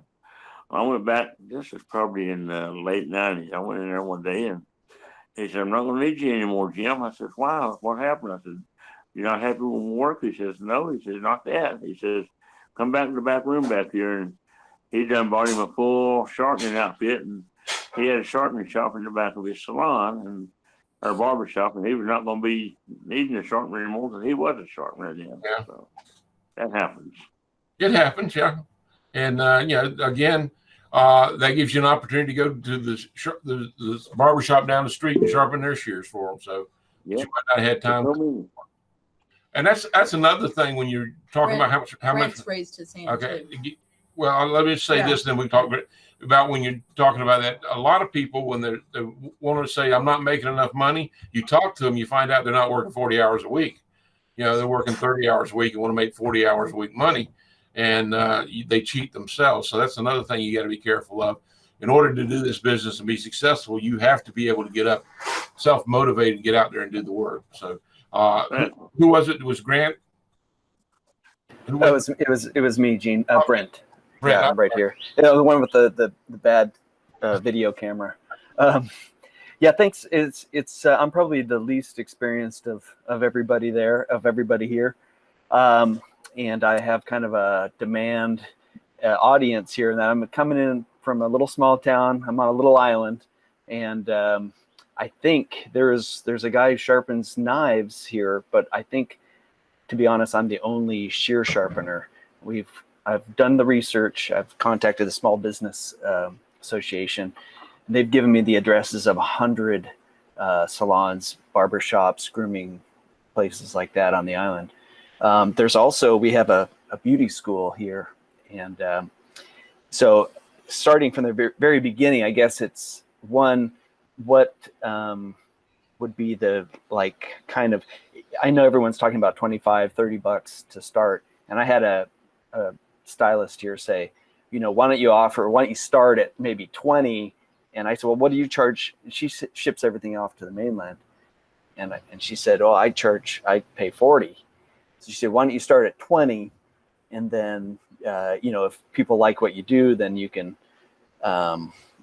raise your price. But from experience with other businesses, as you say, it's a lot harder to raise your price than to lower it. And it's also, kind of a mark of how bad you may be if you're charging only $20. So do you have any advice on that, kind of where to start? And the other thing would be, the other question I had was, from a business perspective, would you, you said basically, if you're gonna approach groomers, you should know how to do shears. Is that pretty much as someone starting that you need to have the whole gamut of skills? Yeah, if you're going to do groomers, you need to be able to do shears and clipper blades, because they have a bunch of clipper blades. They also have a bunch of shears there too, and you want to be able to do full service. And if you can't do both, they'll find somebody who can. Now you're in Hawaii, so if she's paying $40 to ship them off the mainland, you can say, well, you're shipping to the mainland, paying $40. They're gone 10 days. You don't have them for 2 weeks till they get back to you. I come in and sharpen them for you. You'll have them in 30 minutes. That's a convenience right there. Plus, you haven't had to address them, send them off, go to the post office, or wait for the post office guy to pick up. You haven't worried about whether or not you're going to get stolen or lost in the mail. I won't even leave the shop with them if you're doing it in the shop, and you'll see it right away. And guess what? If you don't like the way I sharpen them, then you don't have to pay me. I guarantee my work. So, there's why should you charge $20 and wait and see if they like your work? Tell them, hey, it won't cost you anything if you don't like my work. Okay. I just won't come back in here if you don't like my work, because there's no sense working for you, if you don't like my work. But, that's what we do. If like sometimes you'll get a shear that you cannot fix. Somebody screwed up so bad you can't fix it. And you may have spent some time on it. But if you can't get it where it cuts hair, even though you may have spent 15, 20 minutes on it, you take it back to them and say, look, I couldn't get them to cut hair, so there's no charge.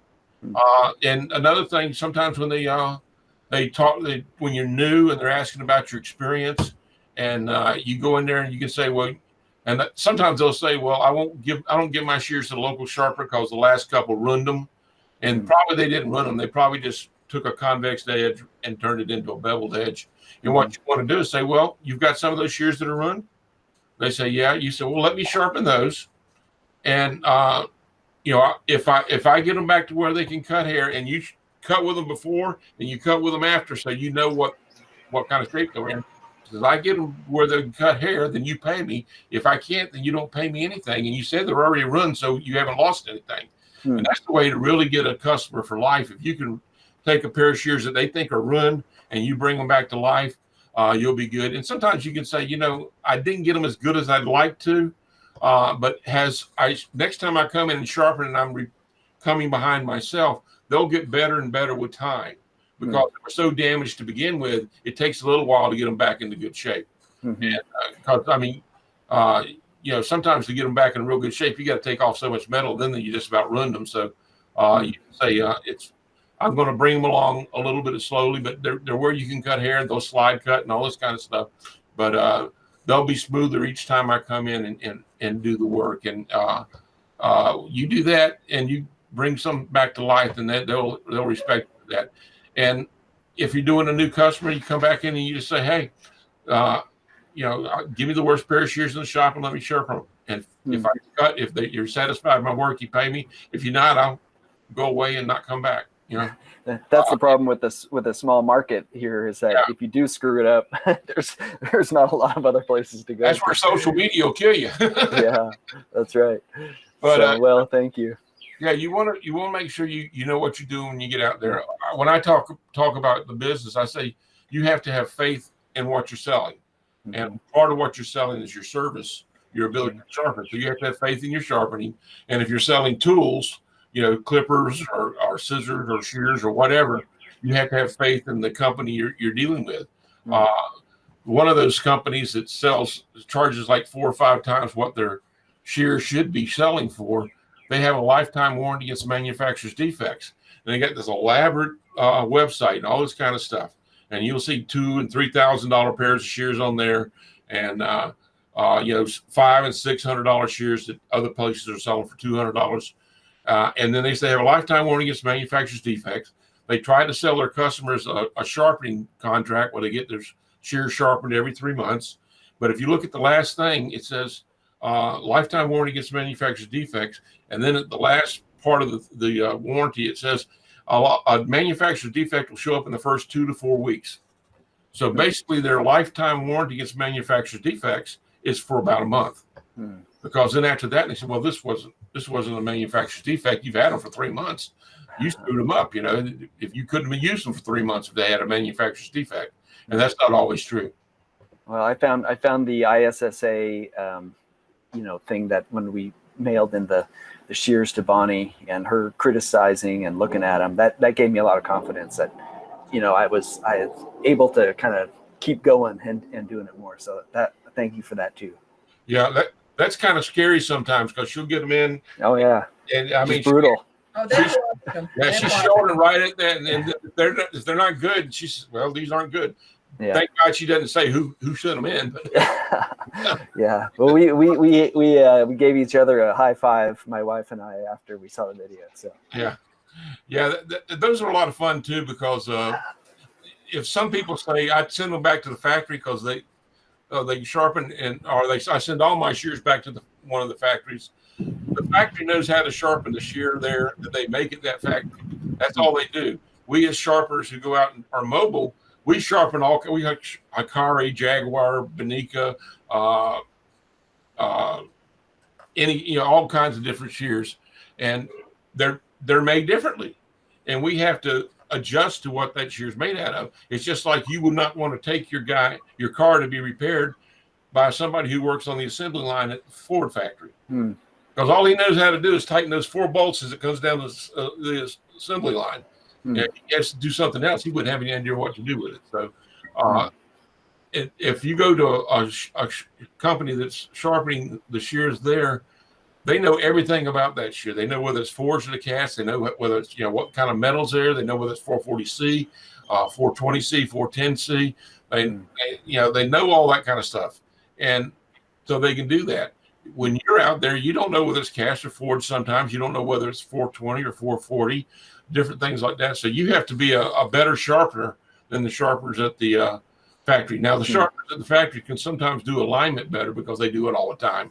And that's, they're hammering things all the time. But as far as sharpening, I think a regular sharpener out there, a mobile sharpener is probably better than any factory sharpener. Well, most factory sharpeners out there. No, interesting. Thank you. Anybody else? Yes, Gene, you're on here. I was wondering something completely different. According to your opinion, is there any time on day that will be the best time to visit a shop?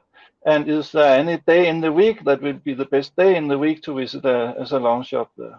Might be different for him. It might be different for you, but in the United States, Monday, Tuesday, and Wednesdays, only about 50% of the staff are in the salons because those are their slow days.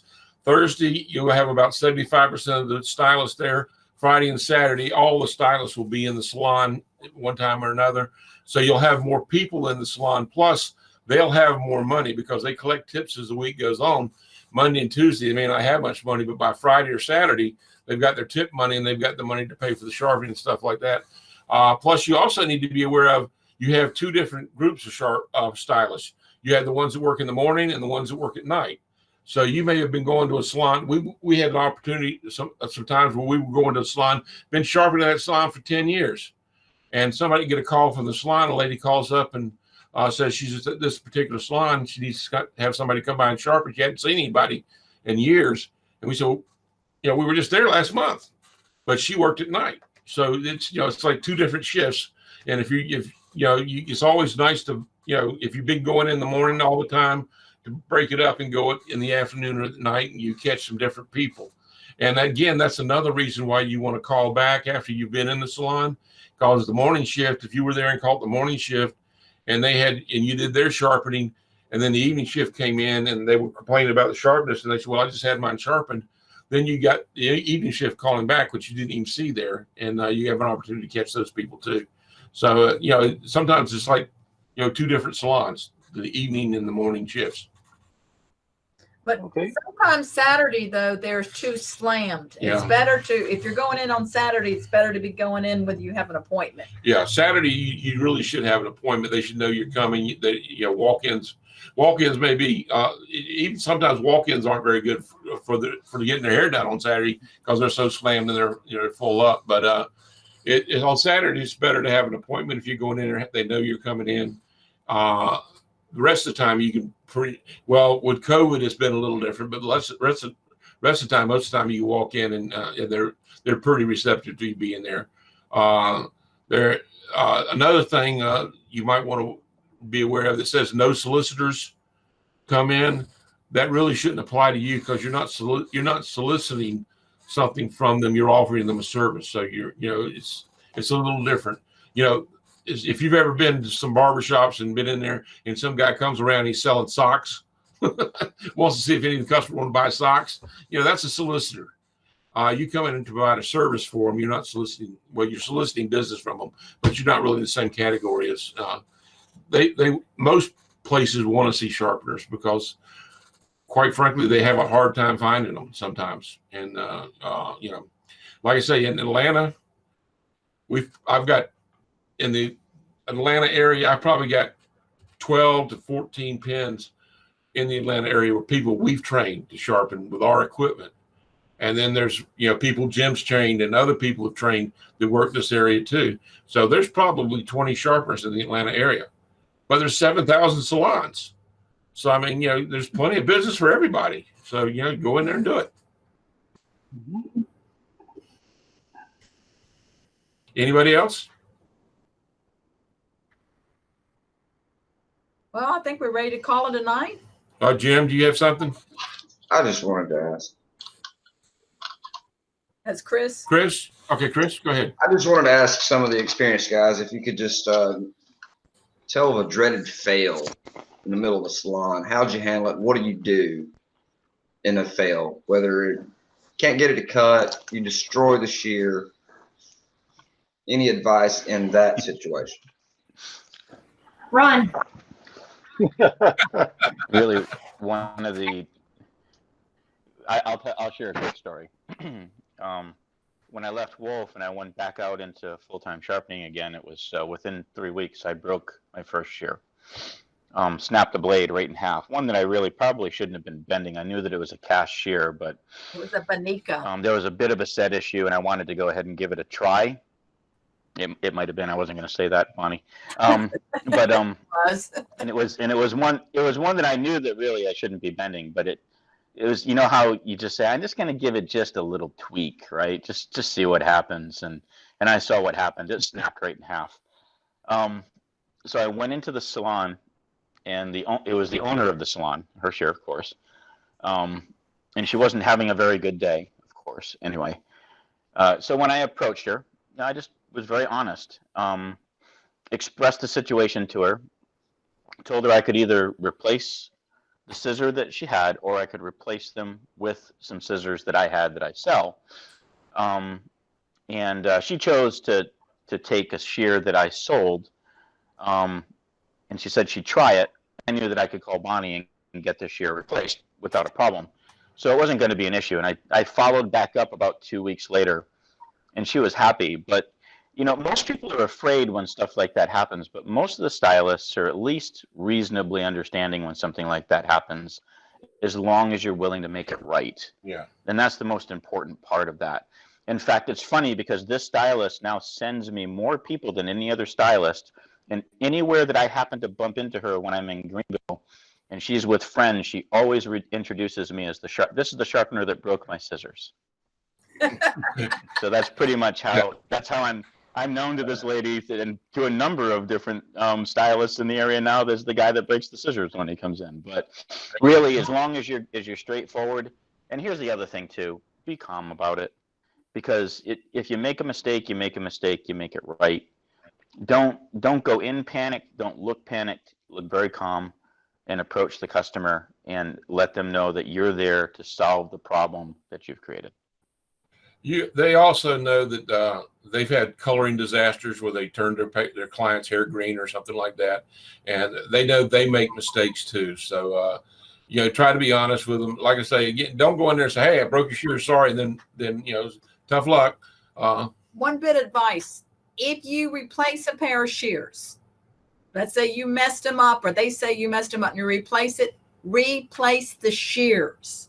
Don't let them keep the messed up shears and get the new ones. Yeah. You take that broken one back, because you don't want them showing that scissor that you broke to everybody.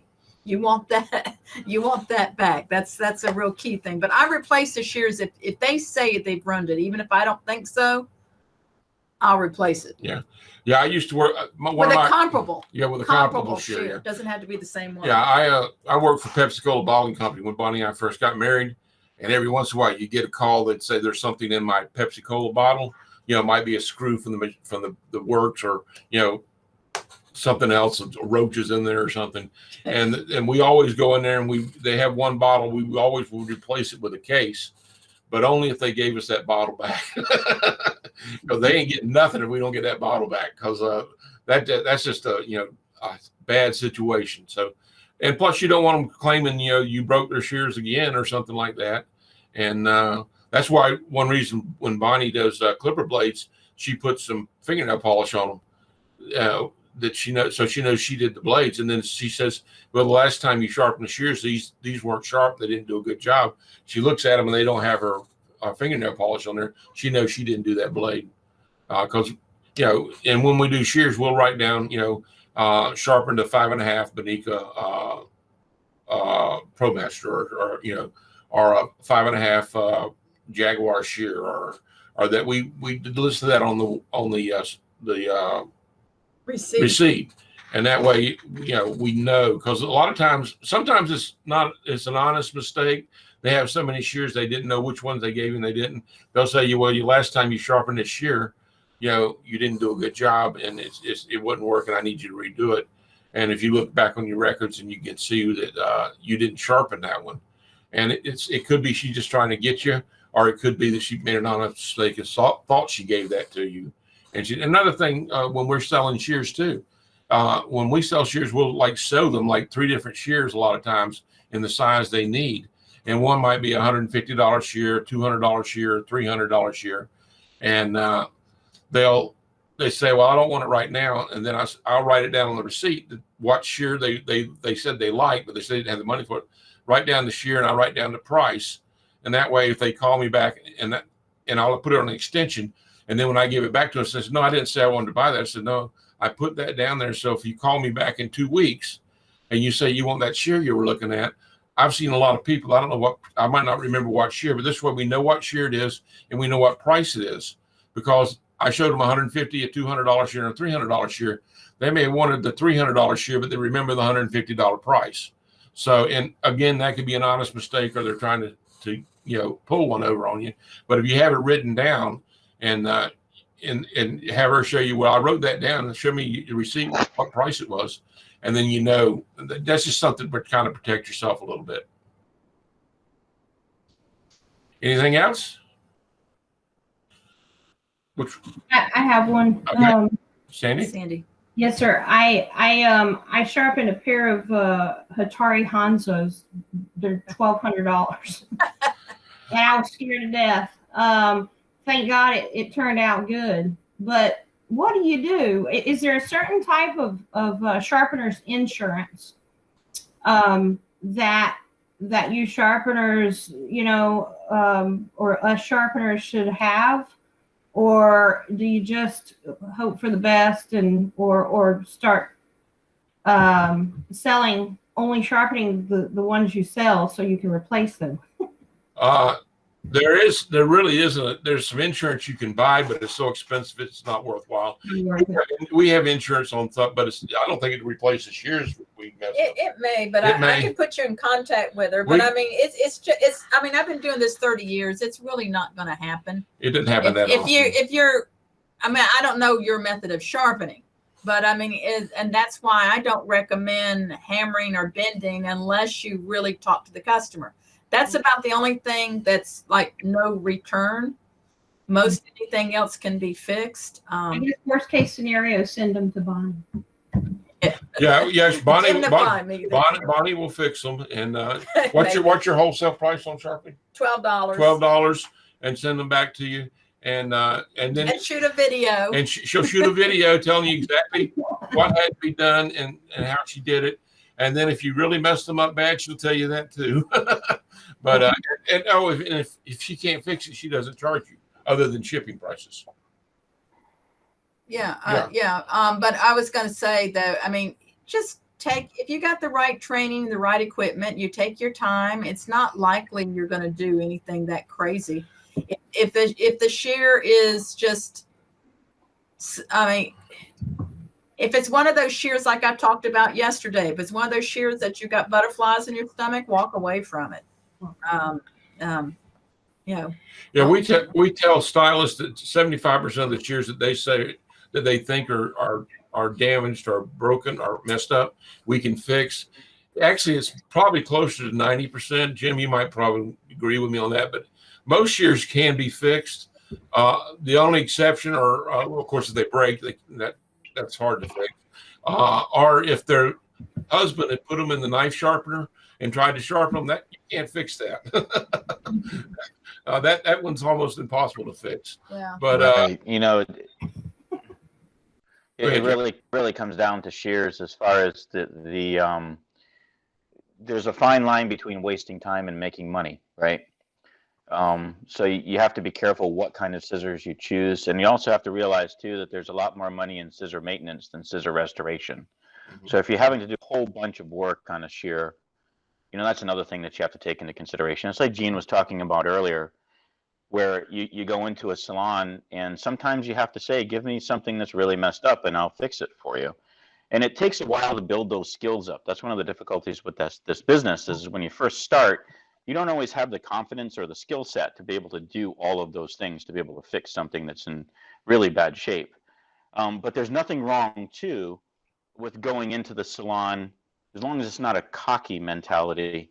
But, instead of going in and saying, give me the worst pair of shears you have and I'll make it cut, you can really, with the equipment that you have, especially if you have the Imac and equipment like that, go in and know that you can say to somebody, why don't you give me the best pair of scissors that you have and I'll make them cut better. And it's really a better mentality to be able to go in with. And on top of that, you're going to be able to have a scissor handed to you then that actually you can really work with and do something with. Easier to sharpen, yeah. Yeah. Cheaper shears are a pain in the butt to sharpen. More expensive shears are a dream to sharpen in most cases. Like Jim was saying, if you get some of these Pakistani stuff, they'll go to a hair show, and at the Pakistani companies will sharpen it to a 45-degree angle, and it's 410 or 420 steel. It won't hold that angle. It'll be sharp for a week or two, and then it rolls over and it's dull. And then they come to you as a sharper and say, well, when I bought these new, they cut like a dream. And if you put that same 45-degree angle, guess what? The edge is going to roll over and you're going to be in the same fix. So you need to be honest with your customer and say, look, these shears you shouldn't be slide cutting with these shears. The metal's not designed to hold that thin an edge. And be honest with them again. And then that's something, if they insist on you putting a 45-degree angle on it, you honest with them and say, well, this is only going to last 2 weeks. Or you say, and put it on, and I would put that on your receipt, guaranteed for 2 weeks. And then the other thing is say, these really for what you pay for these, you shouldn't pay the money to have them sharpened.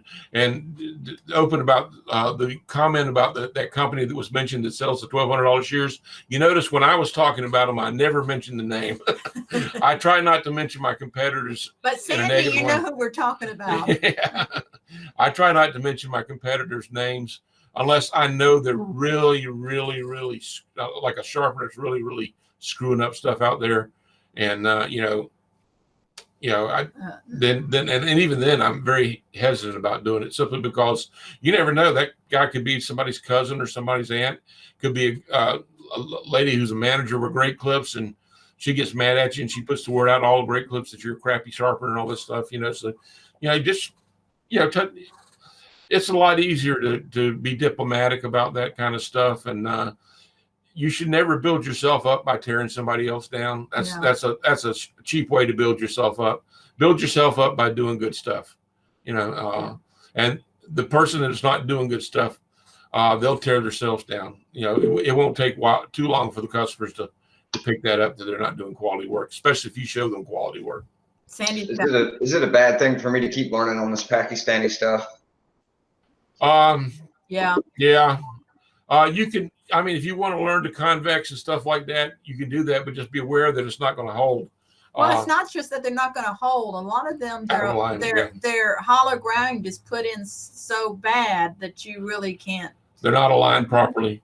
We don't train. I got some good ones that Ramon makes here in the United States, and they're good practice ones, and they're very inexpensive.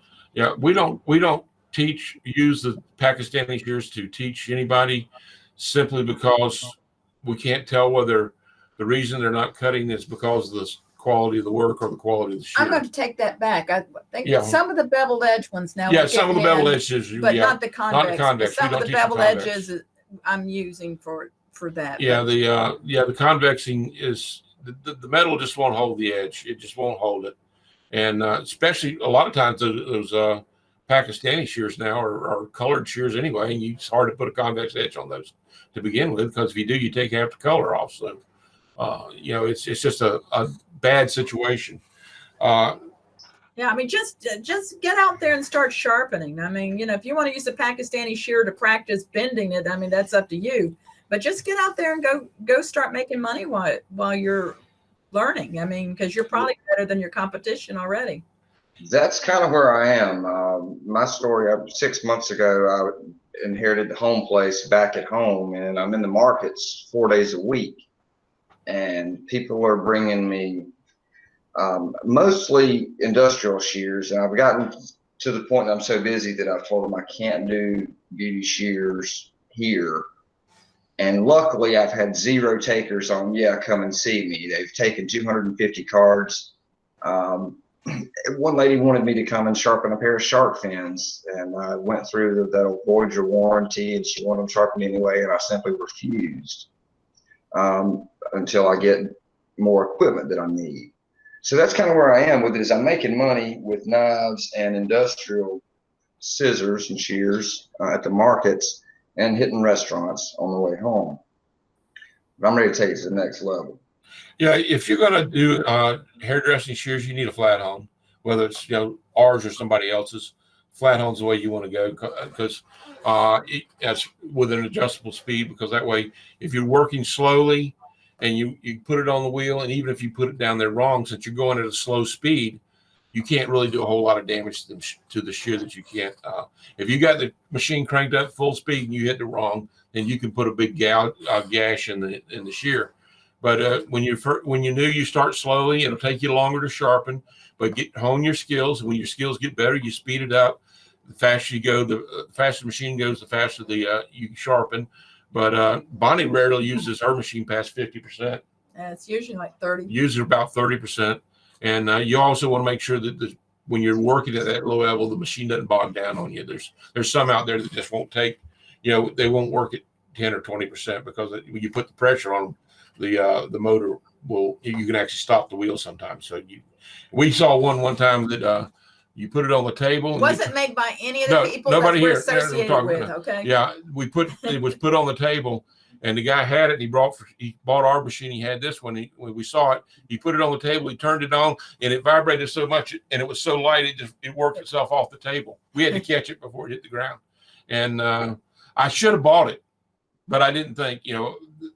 That was when we were first selling our machines, and if I'd have thought, I'd have bought that machine just to show people, the entertainment value, and it showed. But yeah, there's some stuff out there that's crap, and then there's a lot of good machines out there too. So like I say, we don't make the only good machine, and there's a lot of good trainers out there. Ours is the best, but I mean, we have confidence in our product. We think it's the best, but I've trained a lot of machines, and you can do a good job on pretty much. But and Bonnie will be the first to tell you, if you buy a machine from somebody else, you should be trained by that person because they know their machine better than we do.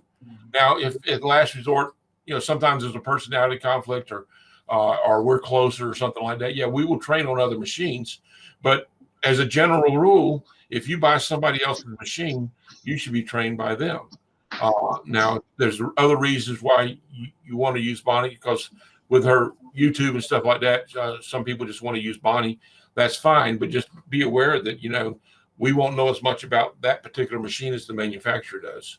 So again, that's like the same thing with scissors. This scissor manufacturer does Jaguars doesn't know as much about Benica shears, and the person that does Benica shears doesn't know as much about Jaguar shears. Well, in this case, we do because we went to the factory, but not. So it's you just have to. It's your business. You got to make these decisions. It's kind of hard to come out and say something. This is what you should do. This is what you shouldn't do, because, like I say, people in the Northeast are different than people in California, and they're different from people in the South. And Texas people are 10 years behind everything. So and I love Texas people, but they just Florida. You're from Florida, right? Florida. Yeah, aren't you from Florida? No, ma'am. I'm from Spartanburg, South Carolina. I was in Myrtle Beach for 20 years and just came back home to Spartanburg. Okay. Yeah, well, I see. He's one of my fellows. He's one of my fellow Spartanburgers. Okay. Along with Jimmy, that's here with us too. Yeah. So, but Chris, huge fans of the flat home that you have is good. You'd be good to go. And honestly, the best advice is to just go out and start. You can. Now, the question that you originally had was, is it bad for you to be practicing with Pakistani shears? And it's not. It's fine. You can build rhythm, but the difficulty with practicing, right, is that people think that practicing makes perfect, and it doesn't. Perfect practice makes perfect.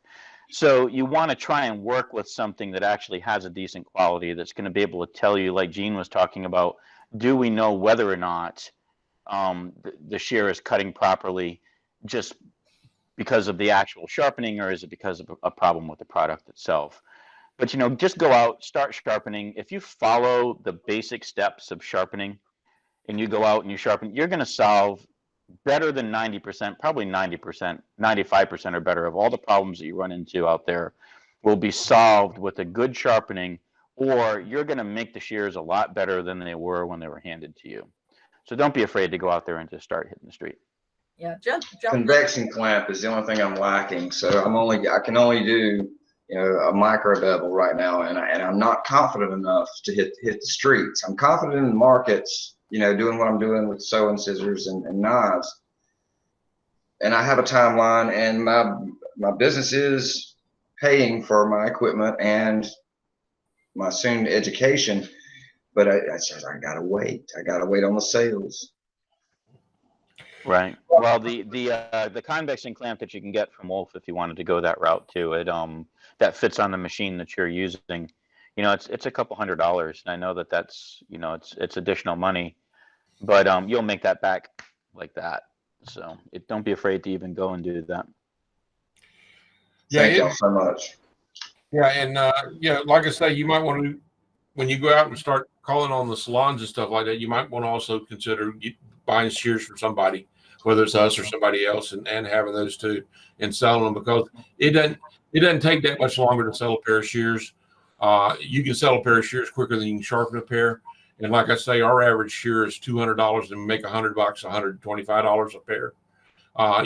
You could sell a pair of shears a lot faster than you can sharpen 4 or 5 pairs of shears. So it's just a good way. And plus, it makes you look like you're more substantial in the business, because you not only sharpen, you also sell shears.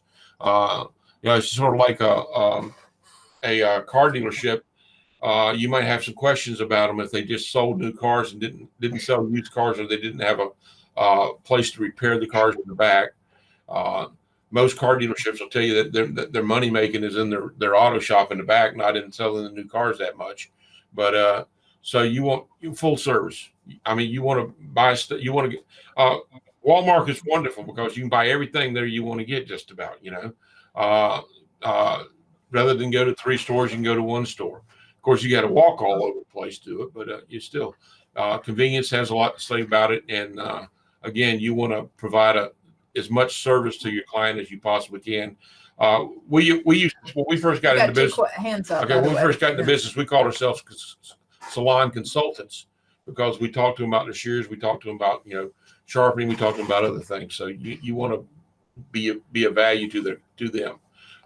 Who was it that had his hands up? I think we got Denmark, and is that Sandy Sandy, and then Denmark and Jorgen. Okay, Sandy.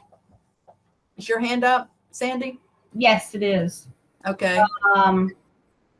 My question was, with the, you're talking a lot about the types of the metals, the 410s, and all this stuff.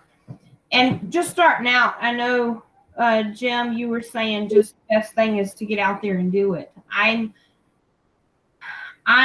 am one of those people that I want to try to learn it all before I go do it, so I can, be good at it. And I know part of that I need to, step back and just do it, because like you said, practice makes perfect. But is there a quick, fast way? Is there a good resource to know all these things? Like you're saying, you got to know what they're using that shear for, if they're slide cutting, and you got to know the type of metal. Do y'all have some sort of a sheet or a resource you go to have? This whole week is going to be excellent resource for you. Taskeem's presentation is going to be getting into that. Okay.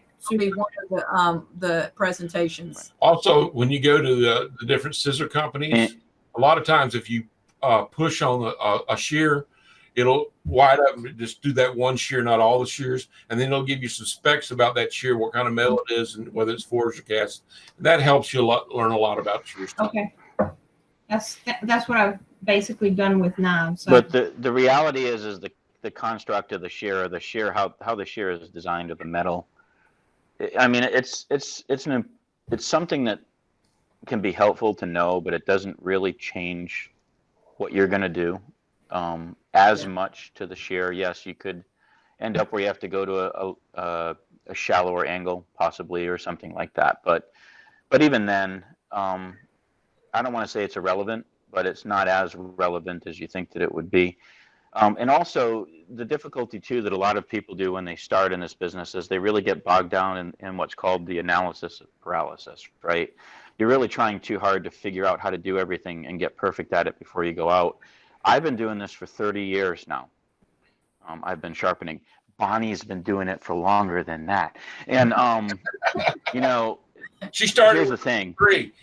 I'm still learning, and I still learn every day. I learn every day, and I know, Bonnie, you learn every day, right? Gene, you learn every day. So you just go out and you just literally do the steps, 1, 2, 3, 1, 2, 3, like the dance. So, you know, you learn how to dance, right?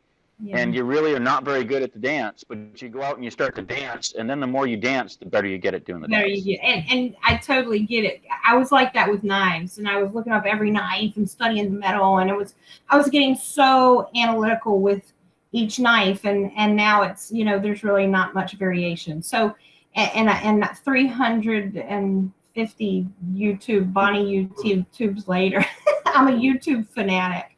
But yeah, it's just I got to do the hands-on. Yeah, And thank you. if you watch me on YouTube, there's a lot of them. I'm like, I've never seen this before. Also, the stylists know very little about their shears. Their education in shears is dismal. They have no idea. About the most they know is they want 440C stainless steel. Some of them want cobalt in it. They don't really know what cobalt does, but they heard that's what's good.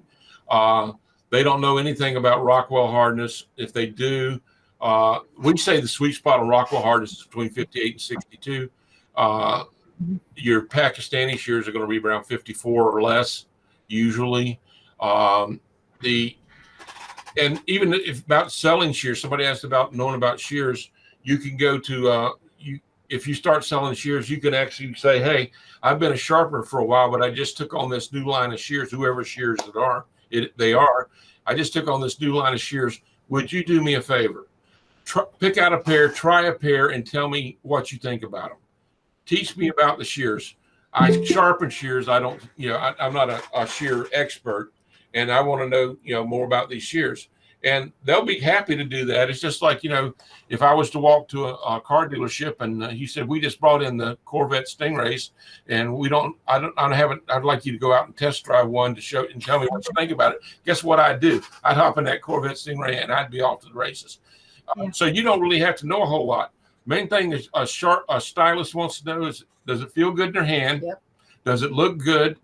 And what's the price? That's it. That's what they're concerned about mainly. Now you'll find a few that know some stuff, but 90% of your stylists, that's the only 3 things they're concerned about: price, looks, and feel. Okay.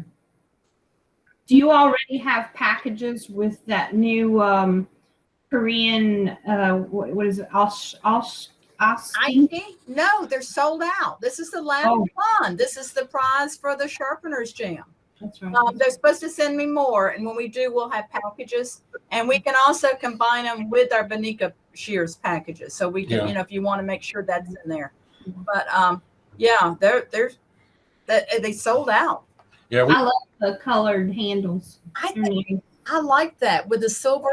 So your sharpening's not going to take any of the color off. It's only on the handle. I think that's ingenious. Yeah.